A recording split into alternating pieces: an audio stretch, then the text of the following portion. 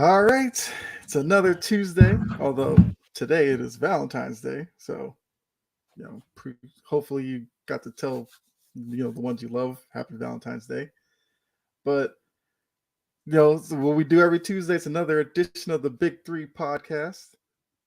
Got someone jumping in real quick. Let's see. Yeah, what's going on, Coach Dante? Coach. And Gina, appreciate you tuning in as well. But yeah, so another Big Three edition. You know, Jordan will be here in a few moments, but I got Jake and Dylan with me. So before we get into anything, how you guys doing? I'm doing great. It's been a wonderful couple of days off. The Super Bowl, which we'll talk about in detail, was honestly one of the best I've watched in years. It's been a long time since I've had that much enjoyment out of it, and looking forward to the week in the podcast. Yeah, agreed. I mean, it was very eventful from the trade deadline. You had the Super Bowl, then you had a big UFC event for me personally. It was a lot. There's a lot going on. So yeah, it was very eventful and excited to talk about all of it. Yeah, definitely. How about Well, you, yeah, Kyle? How about you, Kyle? No, I'm good. I'm good. Like Jake said, I thought the Super Bowl was really enjoyable. For my team not being in it, I kind of just sit back, not really be too invested. But I thought, for the back and forth, the comeback and all that, we throw halftime into it as well. I thought it was an enjoyable night. So we'll definitely get into that later on. But some people might forget we also had a trade deadline in the NBA, which is where we're going to start. Before we get into the Super Bowl and all that. And just like the Super Bowl, trade deadline was kind of exciting as well. We've had several years where it's kind of been built up as a deadline where we might see a lot of moves and then nothing happens. Well, this one, a bunch of players got moved. It seemed like second round picks all of a sudden turned into first round picks because everybody was dealing them away. And, we saw big names get moved. We saw minor deals from teams. Basically, every team was involved except like maybe one or two. But, looking at the trades that we did have, which I will pull up, I guess, some of them as we're talking about them. All of our teams made trades, it seems like, including Jordan. When you say that, Celtic, Yeah, you made a minor trade. You made a minor trade. The Jazz made some trades. The Hawks made a pretty, I would say, a decent sized trade, and then the Lakers had their big trade as well too. Yeah, big couple trades. Yeah, I mean, it was like a good opportunity for teams to, try to work out something because a lot of teams are ready to deal off pieces. It was just whether or not, like I said before, you had second round picks to throw in there. I never knew second round picks were this valuable, where teams are trading 4 and 5 of them. Normally it's you try to get a first, maybe you get like 1 second out of it, but I don't know, man. Second round picks are all of a sudden crazy. It seemed like first round picks were going very heavily in that the off season before this season for like in the Rudy Gobert trade, the Donovan Mitchell trade. Now right. Like, nope, we're doing seconds now. That's all seconds. The Rudy Gobert trade destroyed the market value of first round picks for what you should get for a superstar. As much as I love Rudy Gobert and I love what we got for him, it completely jacked up the trade market. Absolutely. So, I mean, I'm sure the first trade that we'll probably talk about was probably the first big name trade was the Kyrie Irving deal. Mm-hmm. So, Kyrie Irving in that one, he goes out to Dallas to pair up with Luka. The Nets did get a pretty decent haul, I would say, in terms of they got back pieces that are at least workable. It's always tough when you're dealing with a player of a Kyrie. And actually, hold on. What's going on, Jordan? Hey, Jordan. What's going on, man? What's going on, y'all? Nothing much. We're hope everyone had a safe and wherever y'all are at for the Super Bowl. If you're at home, at a party or whatever, at a bar, hope y'all were safe. Hope y'all were safe, enjoying it. Mm-hmm. Yeah. How y'all doing, man? Did I miss anything, or just no? We're just about to get into the trade deadline. For the NFL. No, NBA, man. Yeah.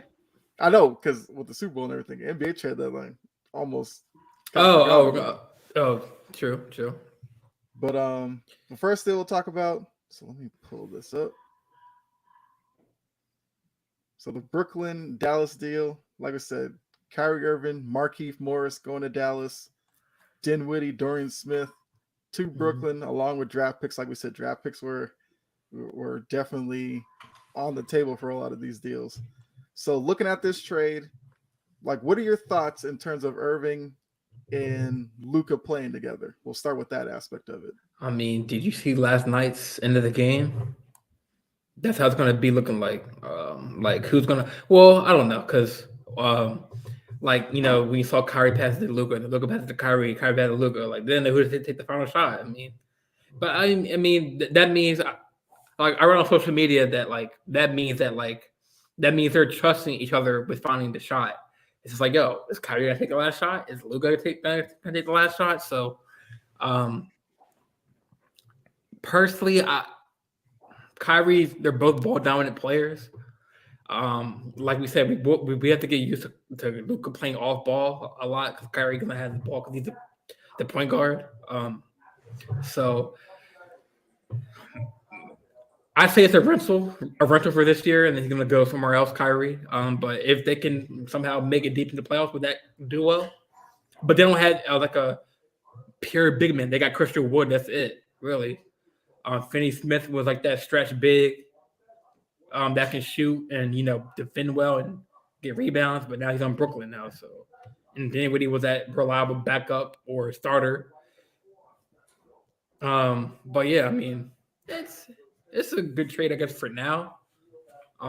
Kyrie, I guess, wanted out of Brooklyn. The fun thing was he wanted to go to LA, but Joe Tsai blocked the trade. As I guess I he still should. prefer what they got from Dallas over LA, to be honest. Really? Because even with the Kevin Durant trade, because that's a good point. Yeah, because my point is when this trade happened, and I think we talked a little bit about it on Tuesday. Hey, what's up, Key? Key.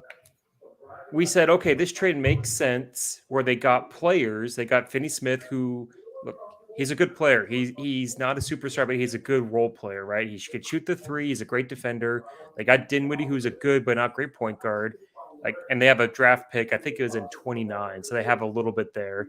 And it made sense for the Nets to be like, okay, Durant, stick with us. We're going to be fine. Give us a year to kind of retool, and in the summer we'll hit it hard. And then 4 days later, they trade Kevin Durant for all these draft picks to Phoenix.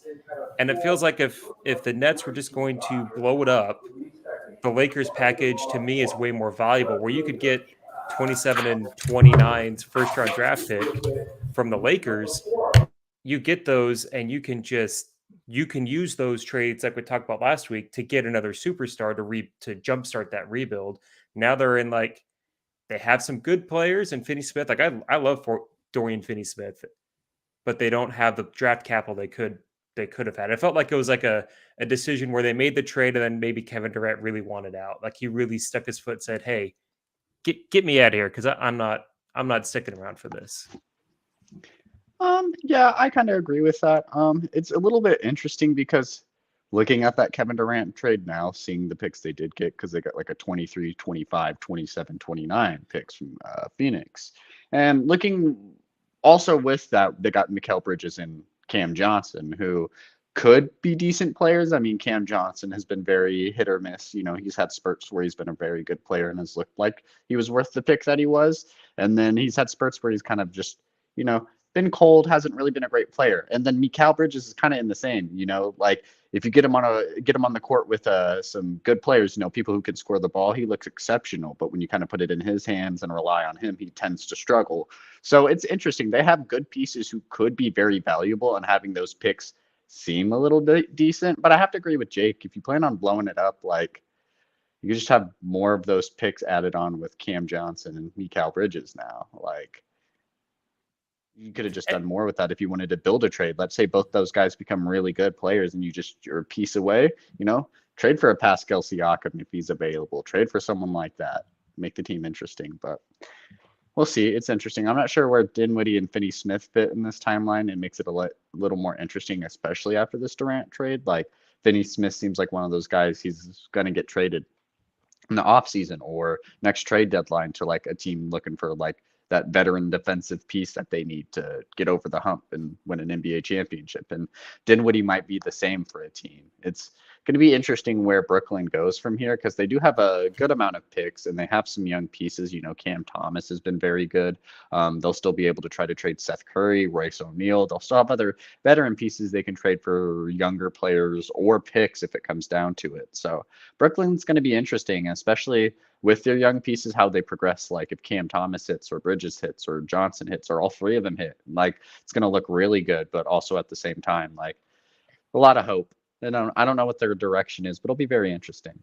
Yeah, and Bridges is a great player. Like he's absolutely fantastic. But the pieces that they have are these players that would be awesome to have around a superstar, which they just shipped out. They just got rid of. Yeah. And that's the hard part for the Nets is especially when you look at what they should have been with Harden, Kyrie, and Kevin Durant to now this is what you have when you had all three guys on your roster. And this is the draft capital you have. These are the players you have. There's no blue chip player. There's no home run stud. There's no picks that are going to be like awesome because the Suns are going to be good for a while. Like they're going to be good. Those draft picks aren't going to be great.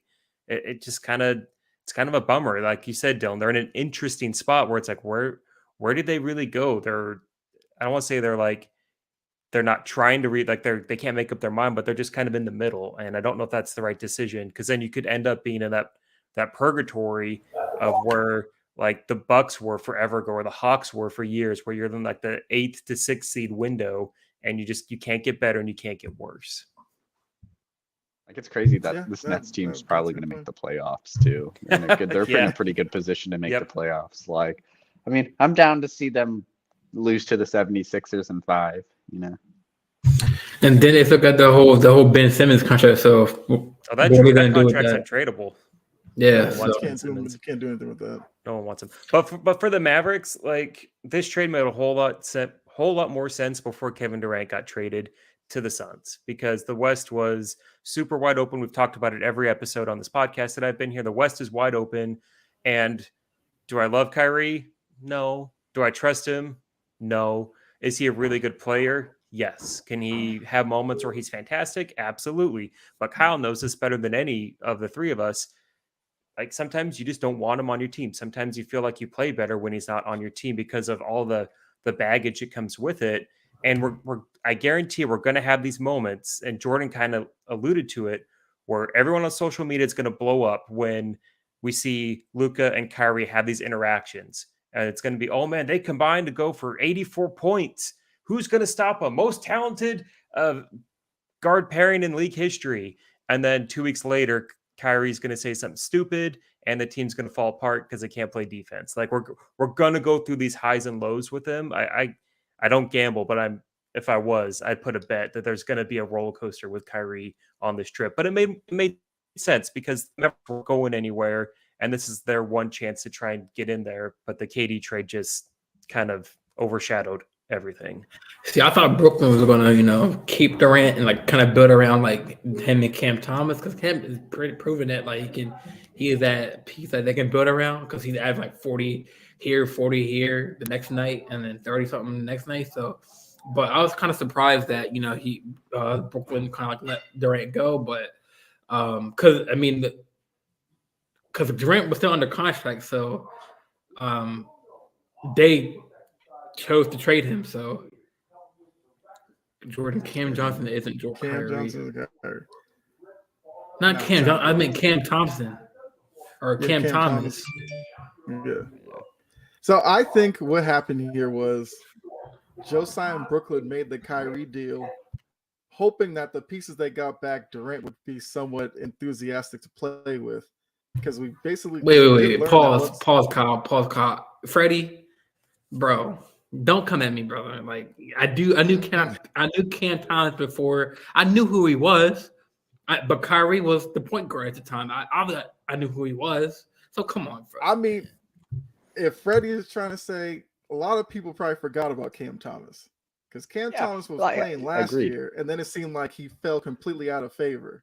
So I feel like I think people forget like he led like led college as a scorer as a freshman. Yeah. Like he had the scoring title. Like Freddie. people forget that. Yeah. Yeah. Yeah, because So I remember think when. Oh, go ahead. Yeah, go ahead. No, I was gonna say. No, I mean I don't mean to cut you. I was saying that like because like Freddie trying to say I don't know Cam. I was trying to say because he Cam Thomas, like when Kyrie was having his issues and stuff off court, Yep. Cam stepped in. And then I guess when Kyrie got his shit together, like he was on the bench again. So come on, Freddie. I ain't scared. Yeah. Skip. I'm Big J, Skip. man. I'm Big Like- J with a capital J, man. But that's like kind of the crazy thing about it is Cam Thomas played well when Kyrie wasn't there. Right, But then right. Kyrie came back and it's like they couldn't find any minutes for him, which I thought was kind of wild to think about because there's plenty of times where you saw Brooklyn play. It was just Durant trying to do everything himself with Kyrie somewhat chipping in. But then people would always be like, well, who's the third guy who can score for them? Cam Thomas is probably the most talented guy on that team offensively outside of those two, but they just never played him. So I do think he benefits probably the most from the Kyrie deal for sure. Oh yeah, for sure. So I'm sure he's loving like, it. I imagine he probably would have been a little more happier keeping Kevin Durant, having someone Right. else to kind of pick up that slack. But, it's definitely the spotlight's kind of on him. There's not really a big predominant scorer there outside of Cam Thomas there, who's going to be that main point scorer. You could say Dinwiddie, but and it's going to be interesting what they do with Cam Thomas. It looks like they're still playing him off the bench, which is a little interesting. I would say start the man. Like, what do you have It is to interesting. lose? Like you look at his scoring totals, his last 5 games, it goes 47, 43, and then it drops to 20, 14, and 7, and his minutes just drop along with it. If I'm the Nets, I'm trying to see what I develop this dude, get him some shine. You're not going to win this year. Like let this guy develop into something that can be there. Spencer Dinwiddie, Exactly. I don't know, man. He seems like a good player that everyone wants, and then he's traded every offseason. So I don't know. I'd rather see what I can do with Cam over Spencer. I mean, I like This is Spencer better. Dinwiddie. Yeah, he's nice, but Cam is that young piece I can they can build around. Like you said, like early 20s. I don't know if Cam's a piece you build around. Cam He's a piece that would be like a good 2 or 3 on a championship team. He's like that you scorer got you with him? want that would get some good We money. just heard Jake say 47 here, 40 here, 30 here, 45 here. Yeah, like, But like that's not going to be you're not getting average, that every game, You see yeah. Damian Lillard get 40 here, 50 here, 60 here, but he's still not doing that every night. He First still of all, has games where Freddie, he drops it's 20. won't, not want. Come on, learn your English, Brandon. I'm just saying for the Nets, if I'm the Nets, I just want to give a little more shine to Cam because everybody knows what Spencer is. He's been in the league forever. Let's let Cam see what he can do, improve on the court because this is all for next year. Let's get Cam ready for next year. Let's see what we have for next year because this year's a wash. Yeah. He's not a And good guy. they I don't know, kind he of have could a be. lot of 2s and 3s on this team, so they do have to figure out what their direction is because there's going to be teams that will call them in the offseason for some of these guys, and they have to be ready to move the right ones. So, Brooklyn's in an interesting spot. Like you guys said, obviously they're not a top 3 seed in the East. And I mean, yes, Freddie, that's kind of what I'm saying. He is a good role player, but it should be a situation where now all of a sudden they can't find minutes for him. Because it's not like Brooklyn's a team that is top 2 and No, they're not winning. has They're right, not and they winning. have like bona First round fide exit. players on the team. So Thomas is like trying to fight for minutes. I think there's enough minutes to go around to get Cam Thomas on the court with these guys. Even if you have players like on that roster like that you want to give minutes to, do you really want to give them more minutes than Cam Thomas? Your early 20-year-old He's guard 21. who's dropped 40 points in like 3 of his last 5 games. Like I don't know, that just seems a little absurd to me. Like Yeah, he see what you shined got. without one of your best offensive scorers there. And you don't think, hey, maybe let's throw him into more of an offensive role, kind of let him take over this offense. He seems to be doing good at that. You're like, nah, let's cut his minutes. Like we can't have that. Like, you're not at the point where you can get Wembanyama. Don't tank. Right. So so Freddie said Brooklyn could be a scary team in the East. I mean, you want to put money agreed. on that, Freddie? Well, okay, so Well, in a sense, it'll I think depend on that could be matchups. true. I think that could be true because when you have someone like Bridges' defense, and you can have great offensive scorers, Cam Johnson, when he's good, when he's playing great, he's a good offensive player. Then if you get Cam Thomas to kind of progress very well, And not saying Finney- that would be any sort of a big three by any means, And but it'd be Finney definitely Smith. very interesting. Finney Smith would be good, but I think he'd probably be traded before the Nets are good enough Yeah. with that roster. He's that stretch big, man. Like Classic can't really shoot the three like that. You have Claxton there too, who's going to be arguably a defensive player of Classic the year can shoot the candidate for the mid-range, upcoming but you years. can't- Like Finney can- this team could be like a very like gritty type of team that like definitely plays like good defense. They just need to get a lot more scoring. Freddie's knocking your Hawks, man. Dylan. Well, I think Freddie's just talking about, those teams like Hawks, if you want to throw like the Knicks in there, where it's teams where it's not like if they went up against Brooklyn, you'd be like, oh, that's a definite sweep or 5-game, series like that. It'd be Could interesting. Brooklyn Brooklyn take goes one up of those against. teams? Could Brooklyn take one of those teams to 7 games? Why not? Because if I you think look so. at them, they're I feel they're not I feel built like that much if different. Brooklyn comes in as like a 6th or 7th seed, maybe they get into the play-in and win or whatever the case is. Like there'd be some teams that would play them pretty rough. Like I feel like you kind of they're young. They'll probably be a little more energetic than some of these older veteran-ish teams. Like it'd be interesting to see them play the Heat. I might give Brooklyn a couple of those games. Brooklyn's gonna beat you with. They're gonna have to do with depth. It's gonna have to be like 5-6 guys averaging around like low 20s or around 20ish. That they're gonna have to beat you that way. They're not gonna have, the 2 guys that average like 30, 32. The rest of the guys are like mid-teens. They're gonna have to spread the wealth out, and Jacque Vaughn's got to figure out a rotation for this team because it does look like maybe they'll be like a 6 seed or something. All right, Freddie, I'm not scared of them. That's definite. I wasn't scared of them with Katie and Kyrie. No. Would they make it interesting? I mean, I wouldn't say the Celtics would sweep them. I think Brooklyn would probably. He said gentleman sweep. I'll take my team in 5. Yeah. Yeah, gentlemen I mean- sweep. I'd see that. I mean, Brooklyn does have pieces. I think what Josiah did, talking about the Bucks. Oh, talking no. the wrong one. I'm the Celtics guy. No, Giannis Bucks, would just destroy them. I don't see it. Yeah. Yeah. I don't see Giannis, them Giannis either. Bridges matchup doesn't look too good, or a Giannis Cam Johnson matchup don't look too good. Jake Crowder's. He also hasn't I mean, played when Jay Crowder basketball gets- since the summer. So Yeah. I mean, it's a move for April and May. It's definitely not a move for now, for sure. It was a good move. I think they gave away 5 second-round picks. Like they just kind of threw a bunch out there. I'd take it when he was he's been on a million teams. When he was on the Jazz, he was a good energy guy. He could start off a game 4 for 4 from 3 and end the game 4 for 12 from 3. Like you never knew what you're gonna get. I mean, He was super high, super low, but yeah, no, you still have Philly in the mix, like with Joel Embiid. Philly has to prove it to me in the playoffs, to be honest. Yeah, I'm I've saying, seen but still, this- you can't count them I've out seen either. this you know what story I'm with saying? them, and they've But fallen no, short. I mean, I'm not arguing with that. I'm just saying, like, there's a team that you can't sleep on too, like going That's into true, the yeah, playoffs. yeah. You know what I'm saying? Like Embiid, Mhm. Everyone's talking about Jokic possibly get MVP again. Embiid's, had a chip on his shoulder, so look out for Philly. But then again, like they gotta prove He's in the had a chip playoffs. on his shoulder for years, and he's still coming up short. In We're the still playoffs. trusting that process. Bucks in the All right, so Freddie was talking about if I'm scared at Celtics Bucks tonight. Celtics have a few guys out, but isn't like I'm still everybody not out worried. for you guys? Like everyone's out. Pretty much. Like no, Peyton Pritchard season.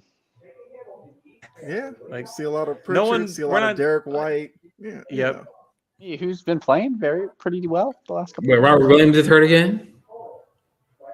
Robert Williams is more about maintenance at this point. No point in pushing him in the regular season to not have him. In He's the young. playoffs. How old is he? 25. He's save talking him about for May. maintenance. Save him for May. Yeah, but That's he's all you coming got to off. do. He's coming Yeah, off he's had of some a lingering pretty injuries. big. Yeah, knee I know, injury. but You know, put him But out did of you want to work get days. him like get him ready for the playoffs? Like, what if he gets hurt in the playoffs? Yeah.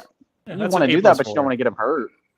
Right. It's Valentine's Day. Like it's early. Like these games, Oh they my matter, God. but they don't. He What tagged matters Gene. is Oh my April God. and May. Like these teams are going to be Freddie, completely different. I said Gene's team. Don't sleep on the team. Like I'm not talking bad about it. All right, man, whatever, Freddie. Hey, man, Fred, how about you get on the show, man? Don't worry about Freddie. Freddie knows what he's He doing. just added some fun commentary. That's what we like on the show. No, yeah. we like to interact with our audience. He's just prying and poking. He's like, hey, watch this. Make it It's all right. entertaining. I mean, Gene will be honest about the Sixers too. He understands because Sixers fans aren't exactly loving Doc Rivers these days anyway. You still I got to wouldn't. deal with him in the playoff series, whether he can I wouldn't make trust him. adjustments or anything like that. And I'm sure if Gene came in the comments, he'd say the same thing. But let's look at another deal. This one Let's do it. close to Jordan's heart. The Oh, I thought we Lakers had finally. I thought we had the Suns. You skipped this Durant. Well, we That's the we finale. talked about that one. We Uh, worked that into the whole Nets talk. The Lakers finally get off of the Russell Westbrook experience. They bring back D'Angelo Russell, who's the key for them. They also got Jared Vanderbilt, mhm. good, combo forward center. He's, youthful, which is something the Lakers definitely needed. Timberwolves get Conley to replace D'Angelo Russell. Maybe he can kind of, put Anthony Edwards, Karl Anthony Towns, Gobert, figure out how to make that work. The Jazz, we knew Danny Ainge wasn't going to sit out this trade deadline. So he gets Westbrook, who will get bought out, and we'll talk about where we could possibly see him going. They get Toscano Anderson, Damian Jones, and 2027 first-round pick. So, and Timberwolves got picks as well. Now, looking at this, who do you have as the winner of the 3-team deal? Let's start with Jake on this one. Oh man, it's tough. I think all the teams got some stuff that they wanted. The Jazz, they got a first-round pick. They got a coveted first-round pick that I wouldn't be surprised if Ainge is using in a trade in 2 years because they'll be 2025, and he can use it with all the other bevy of picks that they have. They definitely won. Losing Mike Conley sucks. Like I was stoked when he got there. It didn't quite live up to what we wanted to do, but he's a good player. The Lakers, I don't love the trade, and it's mostly because I don't love D'Angelo Russell. I feel like for D'Angelo Russell, there are certain players that are good stats, bad team kind of guys. Guys that on, if you're playing 2K, you're like, oh man, this guy's putting up 22 and 8 as a point guard. I want him on my team. But in real life, it's like, oh, well, he doesn't actually help his team win. And I feel that's kind of what D'Lo is. Like he didn't work with the Warriors, didn't really work with Minnesota, didn't work with the Lakers the first time. He could score, like he's a good 3-point shooter, which the Lakers do need, but he's not a good defender. And the net rating when he's on the court with the Minnesota Timberwolves was like negative 1.9. And when he's on it, it's negative 1.9. When he's off, it's like +5. So the Timberwolves aren't doing great with him. I don't know if the Lakers, if it helps him a ton. Vanderbilt's great. He's a really good rebounder. He's a good defender, good rim protector, which they need. Kessler just made him kind of redundant with the Utah Jazz. Like, I don't love the trade, but it's not the worst trade.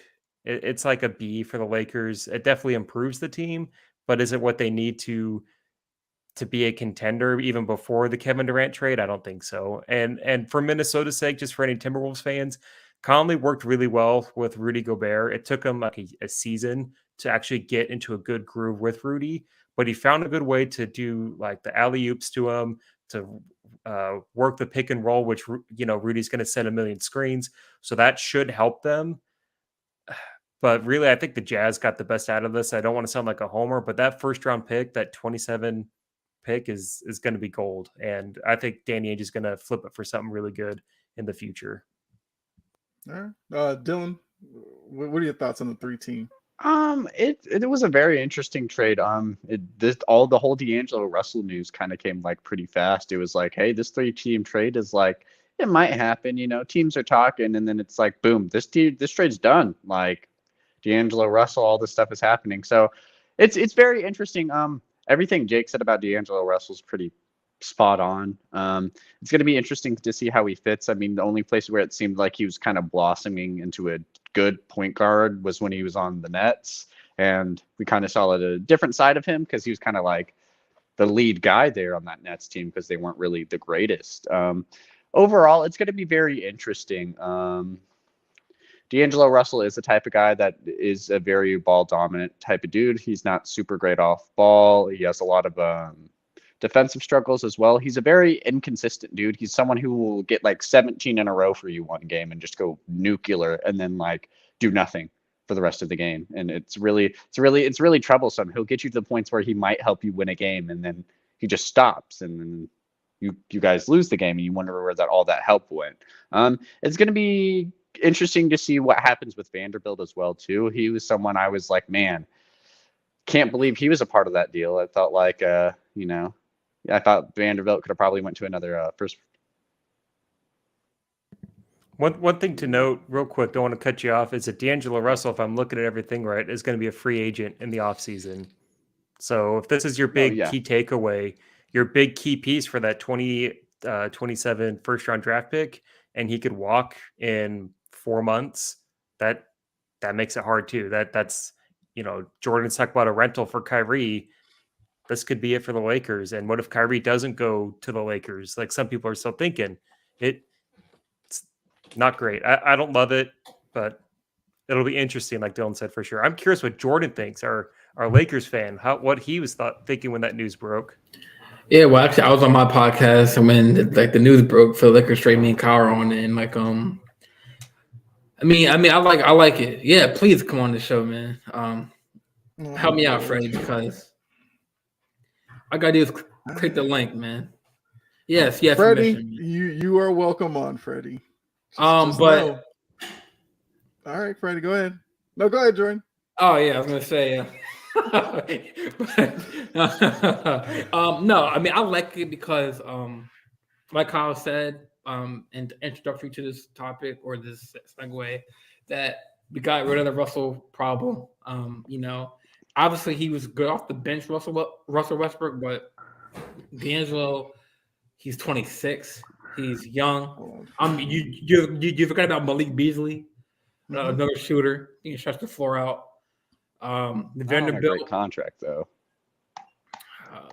Y'all say your piece. It's my piece. So, anyways, yeah, good young pieces. D'Lo is a good 3-point shooter, better than Russell Westbrook. Vanderbilt, he's a hard. I saw him play in the first game. Then they got Mo Bamba too. We forgot about Mo Bamba too, another rebounder. So yeah, I like the pieces. We need to win some games in order to get to the play-in tournament or to talk about playoffs. That definitely would help. Yes. No dip, man. No dip, Sherlock. Like, yeah. I mean, they waited. With this, Jordan, what do you think this gets you? What do you see the ceiling for this Lakers team? Like realistically, Freddie. Realistically, take those glasses off, like the rose-colored glasses, and like, what do you realistically think they could be? I'm curious from Laker fans. Listen, I'm gonna tell you, this was a great trade because the Lakers stole this trade from Utah, bro. Like, this was a steal.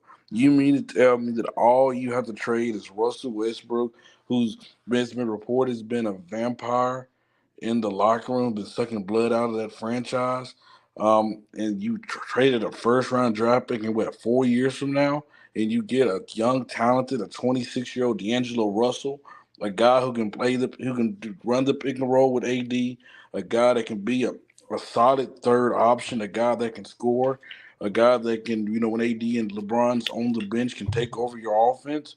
And the guy that's actually, I don't know what Dylan say he's not a good defender. He's gotten a lot better defensive player over the last couple of years. The first time he was in LA, he was horrible defensively, but I've seen him, 2 games so far locked down on defense. Then you're able to get a Malik Beasley. And yes, you can say his contract is too high, but guess what? this summer. It's on a $16 million deal, team option. So guess what? The Lakers could decide. You know what? We want to bring you back. All right, here you go. If not, we want to create more cap space. They can decline and give him another contract. Vanderbilt was a steal in the deal because we needed somebody that could help on the rebounding side. Hey, Anthony, I'm gonna sit here and say that Russell Westbrook did not bring us the Lakers what we needed. We needed a point guard who could space the floor out. He could not do it. He could not do what we needed him to do. He was a horrible fit. Horrible But fit. y'all loved him when he went to the bench and started playing well, though. But at the Like end of the 6-man day, Westbrook, this is it. But at the end of the day, Kyle, it still hurt us some of the things that we need. Now we have functional role players that can be quality role players. Now it creates depth. Now Vanderbilt is a steal in the trade because you was able to get a young guy that they can guard all 5 positions, a guy that can rebound, a guy that can do the hustle plays. We needed a guy like that. And then yes, Thomas Bryant wasn't happy in LA because with Anthony Davis coming back, and which I'm gonna tell you, the Lakers look like they set him up to fail because now they sent you to a place in Denver where you're not going to get that much playing time behind Nikola Jokic. You're just not. But they was able to get 3 second-round picks for him. So I'm just saying, you guys, this trade. Let's say these guys don't work for the rest of the season. It still do not hurt the Lakers when it comes to cap. They can say, you know what? Oh well, we just lost a first-round pick and a second-round pick. But guess what? We gained it back with the Thomas Bryant trade. We can rebuild. We can go after Kyrie. We can go after get other guys to rebuild this roster because, like I said, it don't hurt us in the cap space for this summer. Mm-hmm. So how good do you think they're going to be? Like, what do you think their ceiling is with this roster? So I was going to answer that, Jake, because I know Freddie had to say it. I respect everything Freddie said. So on my show, right, like we did it was before the Vanderbilt piece came in. It was the Russell, and then the pick, right? And then it was like +2 wins, right? Or whatever to the record. So when we put in the Vanderbilt and Malik Beasley, it was +8 wins. So, we had to be like what? We had to win like 6. We had to go like 16-8, I think, to get to playing, I think, or something like that. To get into so do you think this team can win a playoff series as a 8 seed? Let's say they get the 7 or 8 I'm gonna tell you, I got something better for you, Jake. I got something better. I'm gonna say it with my chest sticking out. You see your chest? I'm gonna say it with the chest. We're gonna be a 6 seed. We not going to no playing. 6 seed. Okay. 6 seed. All right. Hey, there's a reason why Anthony Davis deactivated his Instagram last night. LeBron's about to go in dark 30 mode. We know when LeBron goes ghost mode. Let's not talk about this dark 30 mode because he's done that previous years and they missed the playoffs anyway. But guess what? He didn't have a squad. I'm gonna just tell you how amazing this roster is, you guys. Last year we talked about how old the Lakers were, the AARP, the nursing home. Don't we know that LeBron is the oldest player on this squad? Other than after that, everybody else is in their 20s. Did you guys realize that? Like that's how AD's body's old though. Well, AD is AD, bro. I mean, we just gonna leave it at that. We just praying. I got you. Me and Jordan every night we say a prayer. And that prayer involves Anthony Davis that he don't get hurt, bro. I'm trying to tell you. You need to be prayed harder. Trying to tell you. We pray. Well, I want to. Hold on. Let me answer Gene's question. Gene, hold on, Gene, because they was talking about your Sixers. So you're a snitch? So you're a snitch? Gene, yes, I'm a snitch. Kyle was talking about how he don't believe in the Sixers. Gene, you know you my boy. I'll tell you exactly what happened. Jordan said that Philly is a team to watch out for in the East. Yes. So I'm good. I didn't say nothing bad. No, you're good. You're good. I said Philly has to prove it to me in the playoffs. That's it. And I'm sure you would say the same thing because I said a lot of Sixers fans aren't really feeling Doc Rivers right now. That was the talk. And then I wanted to make sure Gene knew what was being talked about. Because I told you, Gene said 76ers are frauds. See, I could have sworn early in the season. Okay, carry on. You guys have a good rest of your show. Thanks for stopping by, Freddie. That was fun. I just had to come in here and give you guys some, Freddie facts. Freddie, you know, anytime, man. Thanks for stopping by, boss man. All right, Freddie. There you go. All right, Freddie. So I want to answer Anthony's question here. So he said he knows he's dumb about the NBA. What's the point in a team buying out a player they traded for? So for the Utah Jazz with Russell Westbrook, by buying him out, they like recoup some of the cap space from him because they don't plan on playing him. So instead of keeping him around, having him be disgruntled and all that, they'll buy him out. That way he's free to go wherever he wants. So that's the whole purpose of it. So you basically look at it as freeing up cap space by him moving on. You That's get why cap they do space, and for the Jazz, again, as a Jazz fan here, we weren't wanting Russell Westbrook. We wanted that first round draft pick, Right. and to get that first round draft pick, we had to take on his contract, buy him out. But that's a great question. The has a NBA salary really cap good is point. weird. It really is, yeah. Don't know how serious LeBron's injury with his ankle, but the Lakers could get the last playoff spot. I don't know if it's his ankle or his foot. It's somewhere in that Yeah, area. he's just We taking didn't hear he's taking a anything about it vacay when till he the was going All-Star through- break. Yeah.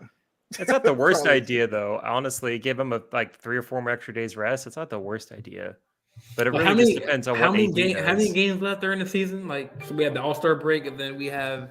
Lakers will About like probably have 30, like 40. 20. I think it's about 20 games. Well, I'm 20, saying as 25 a left. not just the Lakers. I'm saying this as a whole league. Like, how many games? Let me do some quick math. Give me 2 seconds. I mean, different teams have played. Well, everybody's going to have about 20, Let me see. I can go to 25, 24, 25 games after the break, most likely. So right now, the Lakers have played 58 games, and there's 82 games in a So, season. yeah, so they got 24. 24. Like 24 games. So we have 10 games in February, 15 in March, and like 5 in April. Yeah. We have 24. What do you Time's think? running out. That 6th seed is like almost 5 games out for that 6th seed for the Lakers.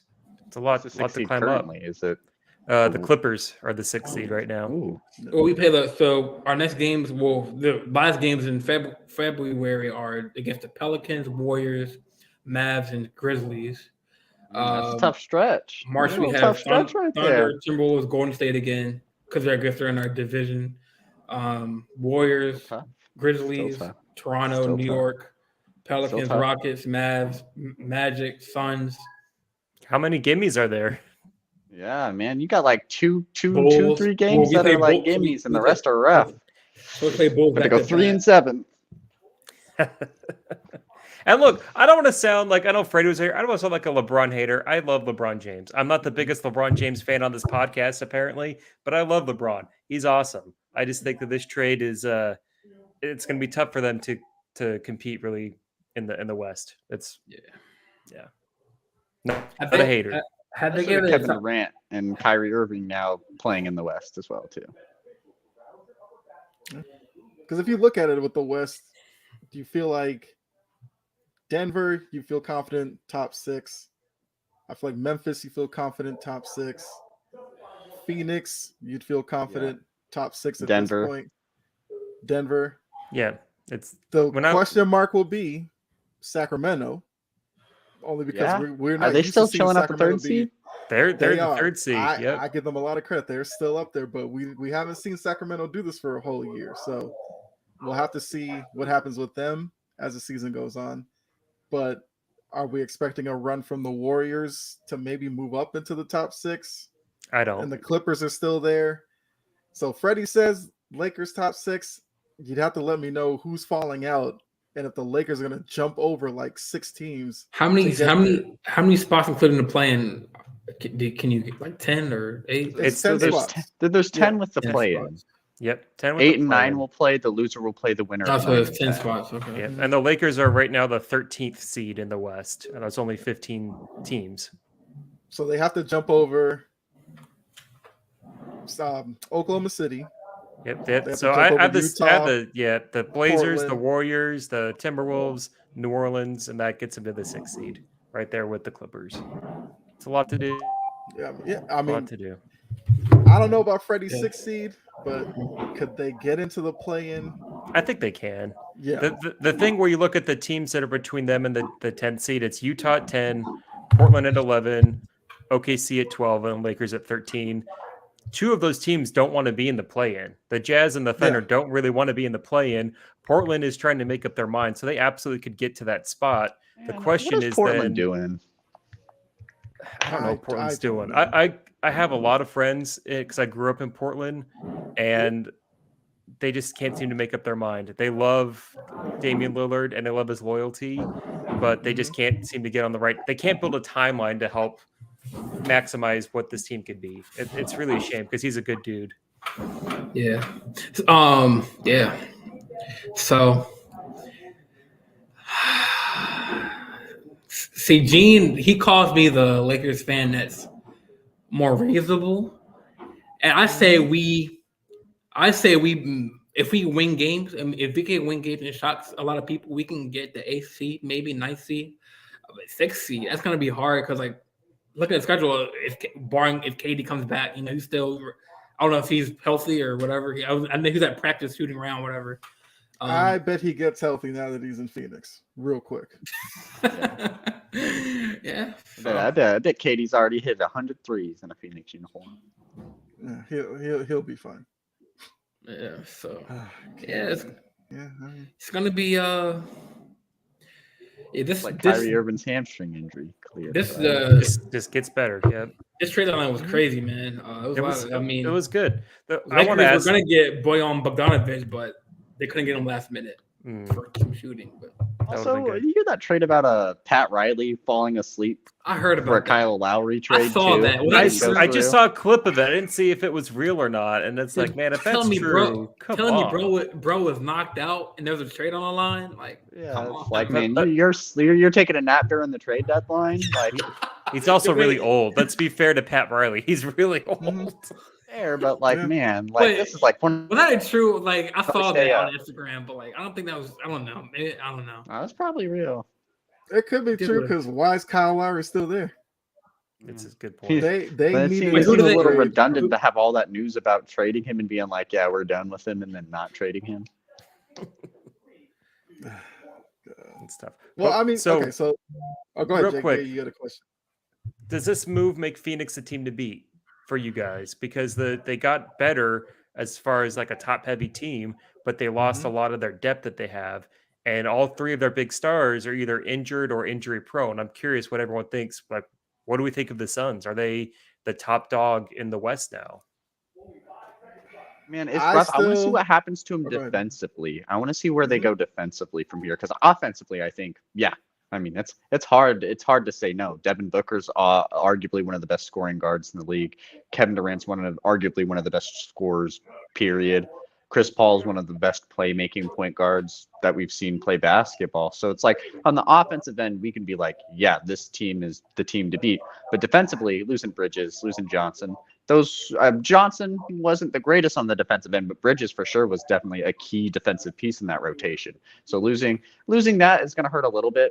Kevin Durant's okay defensively, but he's not a lockdown defender who's going to lock up the best scorer on your team every night. He does struggle here and there, but I would have to say, yeah. I mean, everyone's kind of scoring offense pretty easily. This is a pretty high scoring type of league that we're in now. It seems like offenses, kind of dominate. If you have the good scorers, they're going to find a way to do it no matter what, especially in this league. So I would have to say, yeah. I mean, you look at Dallas and they're a little bit intriguing. I still think you have a little more question marks with Dallas rather than what you do when you have a healthy Phoenix Suns team. Because that lineup of what I guess would be Chris Paul, Devin Booker, who'd you run at the three, Kevin Durant and DeAndre Ayton. I mean, it's a pretty nice lineup. I'm not sure who you'd run at that other spot. They've been Well, they running still Torrey have- Craig as their small Yeah, forward. Torrey Craig, there we go. I couldn't remember. And they have who they TJ were. Warren they could use also as a small Exactly. forward as well. So it's like when you look at that team, you compare it to a team like the Mavericks, you compare it to a team like the Nuggets, and it's like, man, this Suns team is like, it's not the greatest when it comes to balanced offensive defense, but it's like this team has depth. This team can score in a pretty high scoring type of league. And I guess, depending on KD and how well he fits with them, they have a lot less question marks, I guess, than compared to the other teams. Like Jordan said earlier with Dallas, like Christian Wood is not really, this is really their only big man there. They've lost their pieces like Dorian Finney-Smith. Spencer Dinwiddie is not going to be really that guard off the bench for him anymore. So it's going to be interesting. But I'd have to say, yeah, I'd have to give it to the Suns for now. I'm curious what Kyle has to say on this one. Our expert. I mean, I wouldn't go that far, but I still like Denver, and a lot of that's going to hinge upon Michael Porter Jr. I say this every time I talk about Denver. He is the key to me for them because he's a guy who can create his own shot, which we know Jamal Murray can. But Jokic, it gives him another outlet for his playmaking. He's like a defensive matchup nightmare for a lot of teams because of his ability off the dribble, knocking down the three. But we always know that with him, his health is always a question. Now, if you're going to tell me that Booker, KD are going to lock up wings, then Phoenix, yeah. I think they'll be in the Western Conference Finals. I feel like that's a safe bet. But I think Denver has enough to beat them, to be honest. What'd they do this trade deadline outside of Thomas Bryant? I know they traded Highland and Devon Reed away. That's almost. Let me look. But while we figure that out, I'll just say real quick back to what Kyle said. Like, I think Phoenix and Denver are easily going to be in the Western Conference Finals. And the only thing I would say that would make me think that Phoenix can't get it done is how much do you trust DeAndre Ayton defending against Jokic? Yeah. Like, is DeAndre Ayton going to be not only physically gifted enough, but mentally strong enough to deal with his size, his footwork, his passing, everything that Jokic can give? And he's having his best year this year. I don't know if that can do it. You also have to play or take into account that Chris Paul is probably going to get dinged up. Kevin Durant's going to have a little injury. Now, Kevin Durant's a good defender, but in a 7-game series, you're not going to be asking Kevin Durant to put his energy and time into defending on the wing because you need him for his scoring. He's 35 years old or something like that. It's not smart to do that anymore. I still think Phoenix should be the team to beat, but Denver, just like what you said, Kyle, that matchup is going to be really interesting when we get Ayton against Jokic. The one thing I'll say about the Denver too is that and like even Brett has said this, like the great NBA and the guy in our group chat, he knows about all the stats. That the thing I worry about Denver is like, and what Brett said before, like earlier, is that Denver like lets teams come back. That bench is kind of like skeptical. Their starting five is good with Jokic, Gordon, Murray, Porter, if he can stay healthy. Even Murray, like he needs to stay healthy himself because he missed the whole year last year. But that second team is like, I'm doing the Dylan Reed here, like, Yeah, but all you need in the postseason when you get to the round 3, like 9. You need like 9 people in the playoffs. If you can have 8 playoff dudes you can really count on, and then maybe 2 other guys to give you 2 or 3 minutes, that's what you need. You don't need a full 12-man roster. You need. I don't know anyone on their second team. That's the thing. I don't know anyone that's like good on their second team. It's like, yeah, I wasn't a big fan of them trading away Highland. Yeah, Bruce Brown's good. Who? Bruce Brown. Yeah, Bruce Brown is a good guard. Brown, Jeff Green is playoff tested. Thomas Bryant's a guy that could take up some minutes. Like, they're not great. Okay, You're absolutely right. They're not great, but it's not like this is a team that only has 4 or 5 dudes. And I won't lie. Who's their backup guards? Who's their backup guards now after that Highland trade and the Devon Reed trade? So it's Bruce Brown and Ish Smith are the 2 backup guards. Ish Smith. Okay. Yeah, Ish Smith. Yeah. Hey, Ish Smith. If you do not pay attention to him, they got Reggie Jackson. They got Reggie Jackson. They got Reggie Jackson. That's right. They did. They did get Reggie Jackson. Okay. Yeah. That changes my ideal on Did that. Did he in the buyout market though? Like, he hit the buyout market. Yeah, my roster hasn't updated for that yet. That's a big deal. That's a good signing there. Okay. Yep. Well, I didn't know that. So that's. But then again, what had Reggie done it like in the playoffs is Reggie Jackson's been good in the playoffs. Yeah. So the only time he's been really Reggie good for the Jackson Clippers was in the playoffs. I still have nightmares about Reggie Jackson against the Oh no, I'm Jazz. not saying like he. Chicago Like- Reggie Jackson was crazy. Oh no, I'm not saying he's a horrible player. I'm just saying that like I mean,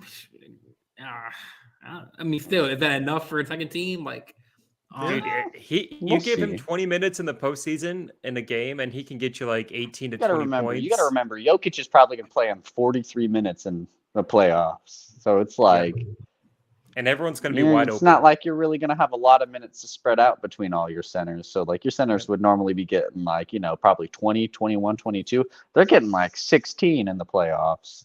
So yeah, we'll see. We'll see. Well, I did have a question. Now we're talking about the bio market. Where do you think Westbrook goes to go back to, Westbrook and all of this? I gotta say Miami. Okay. It I think seems- the Clippers are really good too, but I don't know. I think Miami's gonna probably offer a couple more dollars. They're very uncertain about Kyle Lowry. I'm not sure if he would start. I don't know what they would do. I mean, it's gonna be interesting.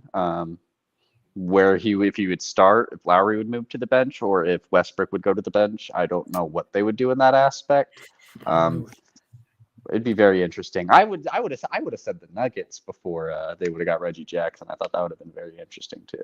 But I would say the Heat, and then of course the Clippers are obviously going to. Do you see him going to like a playoff contending team? Or I Yeah, could he has see. I could see Chicago making a big pitch to him. I like okay, that earlier. We're not a great Yeah. team, but we're a good team. You're obviously going to be a highly What about- used here, and you're going to get tons of praise. And if there's going to be no pressure because no one's expecting the Bulls to do anything. So if they flame out, who cares? He got them a little bit going here. I think Chicago is going to be on the market, but Miami is probably do going like to be Chicago. the winner. Yeah, I like when you Miami. say Chicago, Yeah, go ahead, Dylan. No, when you say Chicago, I really like Chicago as well. That's a team that I've been kind of seeing. It's like, hey, we don't really got a big starting point guard here. Like, you could give Westbrook like 27 minutes a night. And do you think Yep. Bulls fans will really argue about that? No, you're going to give those minutes to Kobe White, who you probably don't even want on that team anyways anymore. Yep, I agree. Yeah, what was your question, Jordan? No, I was gonna say. I mean, Miami was probably my favorite, but so he has the right to go anywhere, right? Like any team. Yeah, he could Yeah. choose where he wants to go. But with Miami, does You think Russell Westbrook fit into Heat culture that you hear everywhere? Heat culture. I Does don't he know. fit I feel there? like for would- some reason him and Jimmy Butler would get along. I feel like him and I Jimmy feel like the Butler would same get thing. along well. They're either going to be the absolute best friends or they're going to kill each other on the first practice. It can't. There's Yeah. no in between. There's no in between there. Yeah, I was gonna say, what if Durant to go to the Phoenix? I was gonna say Russell might go to Phoenix and be like that second bench role player. That'd be funny. That'd be funny. if Russ I went to think Kevin Phoenix. Durant would just retire on the spot if Russell Westbrook followed him. Well, I mean, he wouldn't. Like think about it. Russell wouldn't have to play with him. He can play, the second team. But who's that backup point guard? Cameron Payne or whatever. Payne's not bad. The Phoenix Suns loves do need a campaign. backup point guard. You are absolutely right, Jordan. The Suns need a backup point guard. So Russell, I think that organization is smart enough to know I feel like that they got Kevin Durant because he wanted to go to Phoenix and he doesn't want to play with Russell Westbrook again. I feel like Pat Bev could go to the Suns though. I feel like that would be something. He'd be a little Is he defensive on- guard. Is he on the bio market? Well, I heard he might He go back is. to the Timberwolves. Where Yeah, did- he will be? Yeah. Where did he get traded to? The Magic. And the Magic that's bottom right. out. Yeah, That Ma- much- for that, don't for need that Mobamba trade. Yeah. No, I could see that. I could definitely see that him in Phoenix. And that would be a good fit because Chris Paul needs a good backup point guard. I don't know. He won I mean, a ring Russell- in I mean- Minnesota. He should go back. I mean, with the Lakers, I mean, with LA, Russell will get like 19, 20 off the bench. I mean, what if he does that with the Suns, like on the second team? You know what I'm saying? So it's like- Just be a good little defensive guard. If you got Curry and I don't hate Russell. like if you I got mean, to he's play like the still a good Warriors hustle. for like I one of your mean, first matchups, I think having Pat Bev on Curry would annoy Curry a little bit. He's that type of guard who's man, not really Pat Bev's who gonna could score, who could play some defense, but mainly you just want him out there to piss whoever get is the main dude out there. Like get him annoyed, get him agitated, Pat Bev is going to get technical for her wherever he goes. and that's okay. Some teams play that way. You need a It's guy on your effective team that can sometimes. just just beat people up. That can Yeah, just be like an get in Curry's head. enforcer. Tell Curry he's bad. Have him miss shots. Sometimes that stuff works. Well, You know, Curry Westbrook ain't isn't out. going to Phoenix though. When's he- I'll when's he bet co- money on that. When's he coming back, Curry? Because he has a knee issue. So it's like, He'll probably come back after the break. After the All Star break, Everyone, all we everyone's know is coming after back the It looks after the bad, All Star though. break. Everyone It gets a looks little bad at vacation in Salt Yeah. Lake City. They're all taking breaks. There's nothing to do in Salt Lake City. That's why I don't live there anymore. Did they ever? I know Anthony Edwards got like he's in the All Star Yeah. game. Yeah, Anthony- Edwards and Fox came in as replacements, and so did And Siakam. Siakam So and- did Kyrie go back to the West, or is he in the East still? No, I don't know what they're doing. he'd have to be a West All-Star. I actually don't know.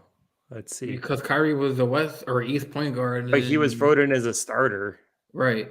So I assumed he was just going to take Curry's Curry's spot. Let me look it up.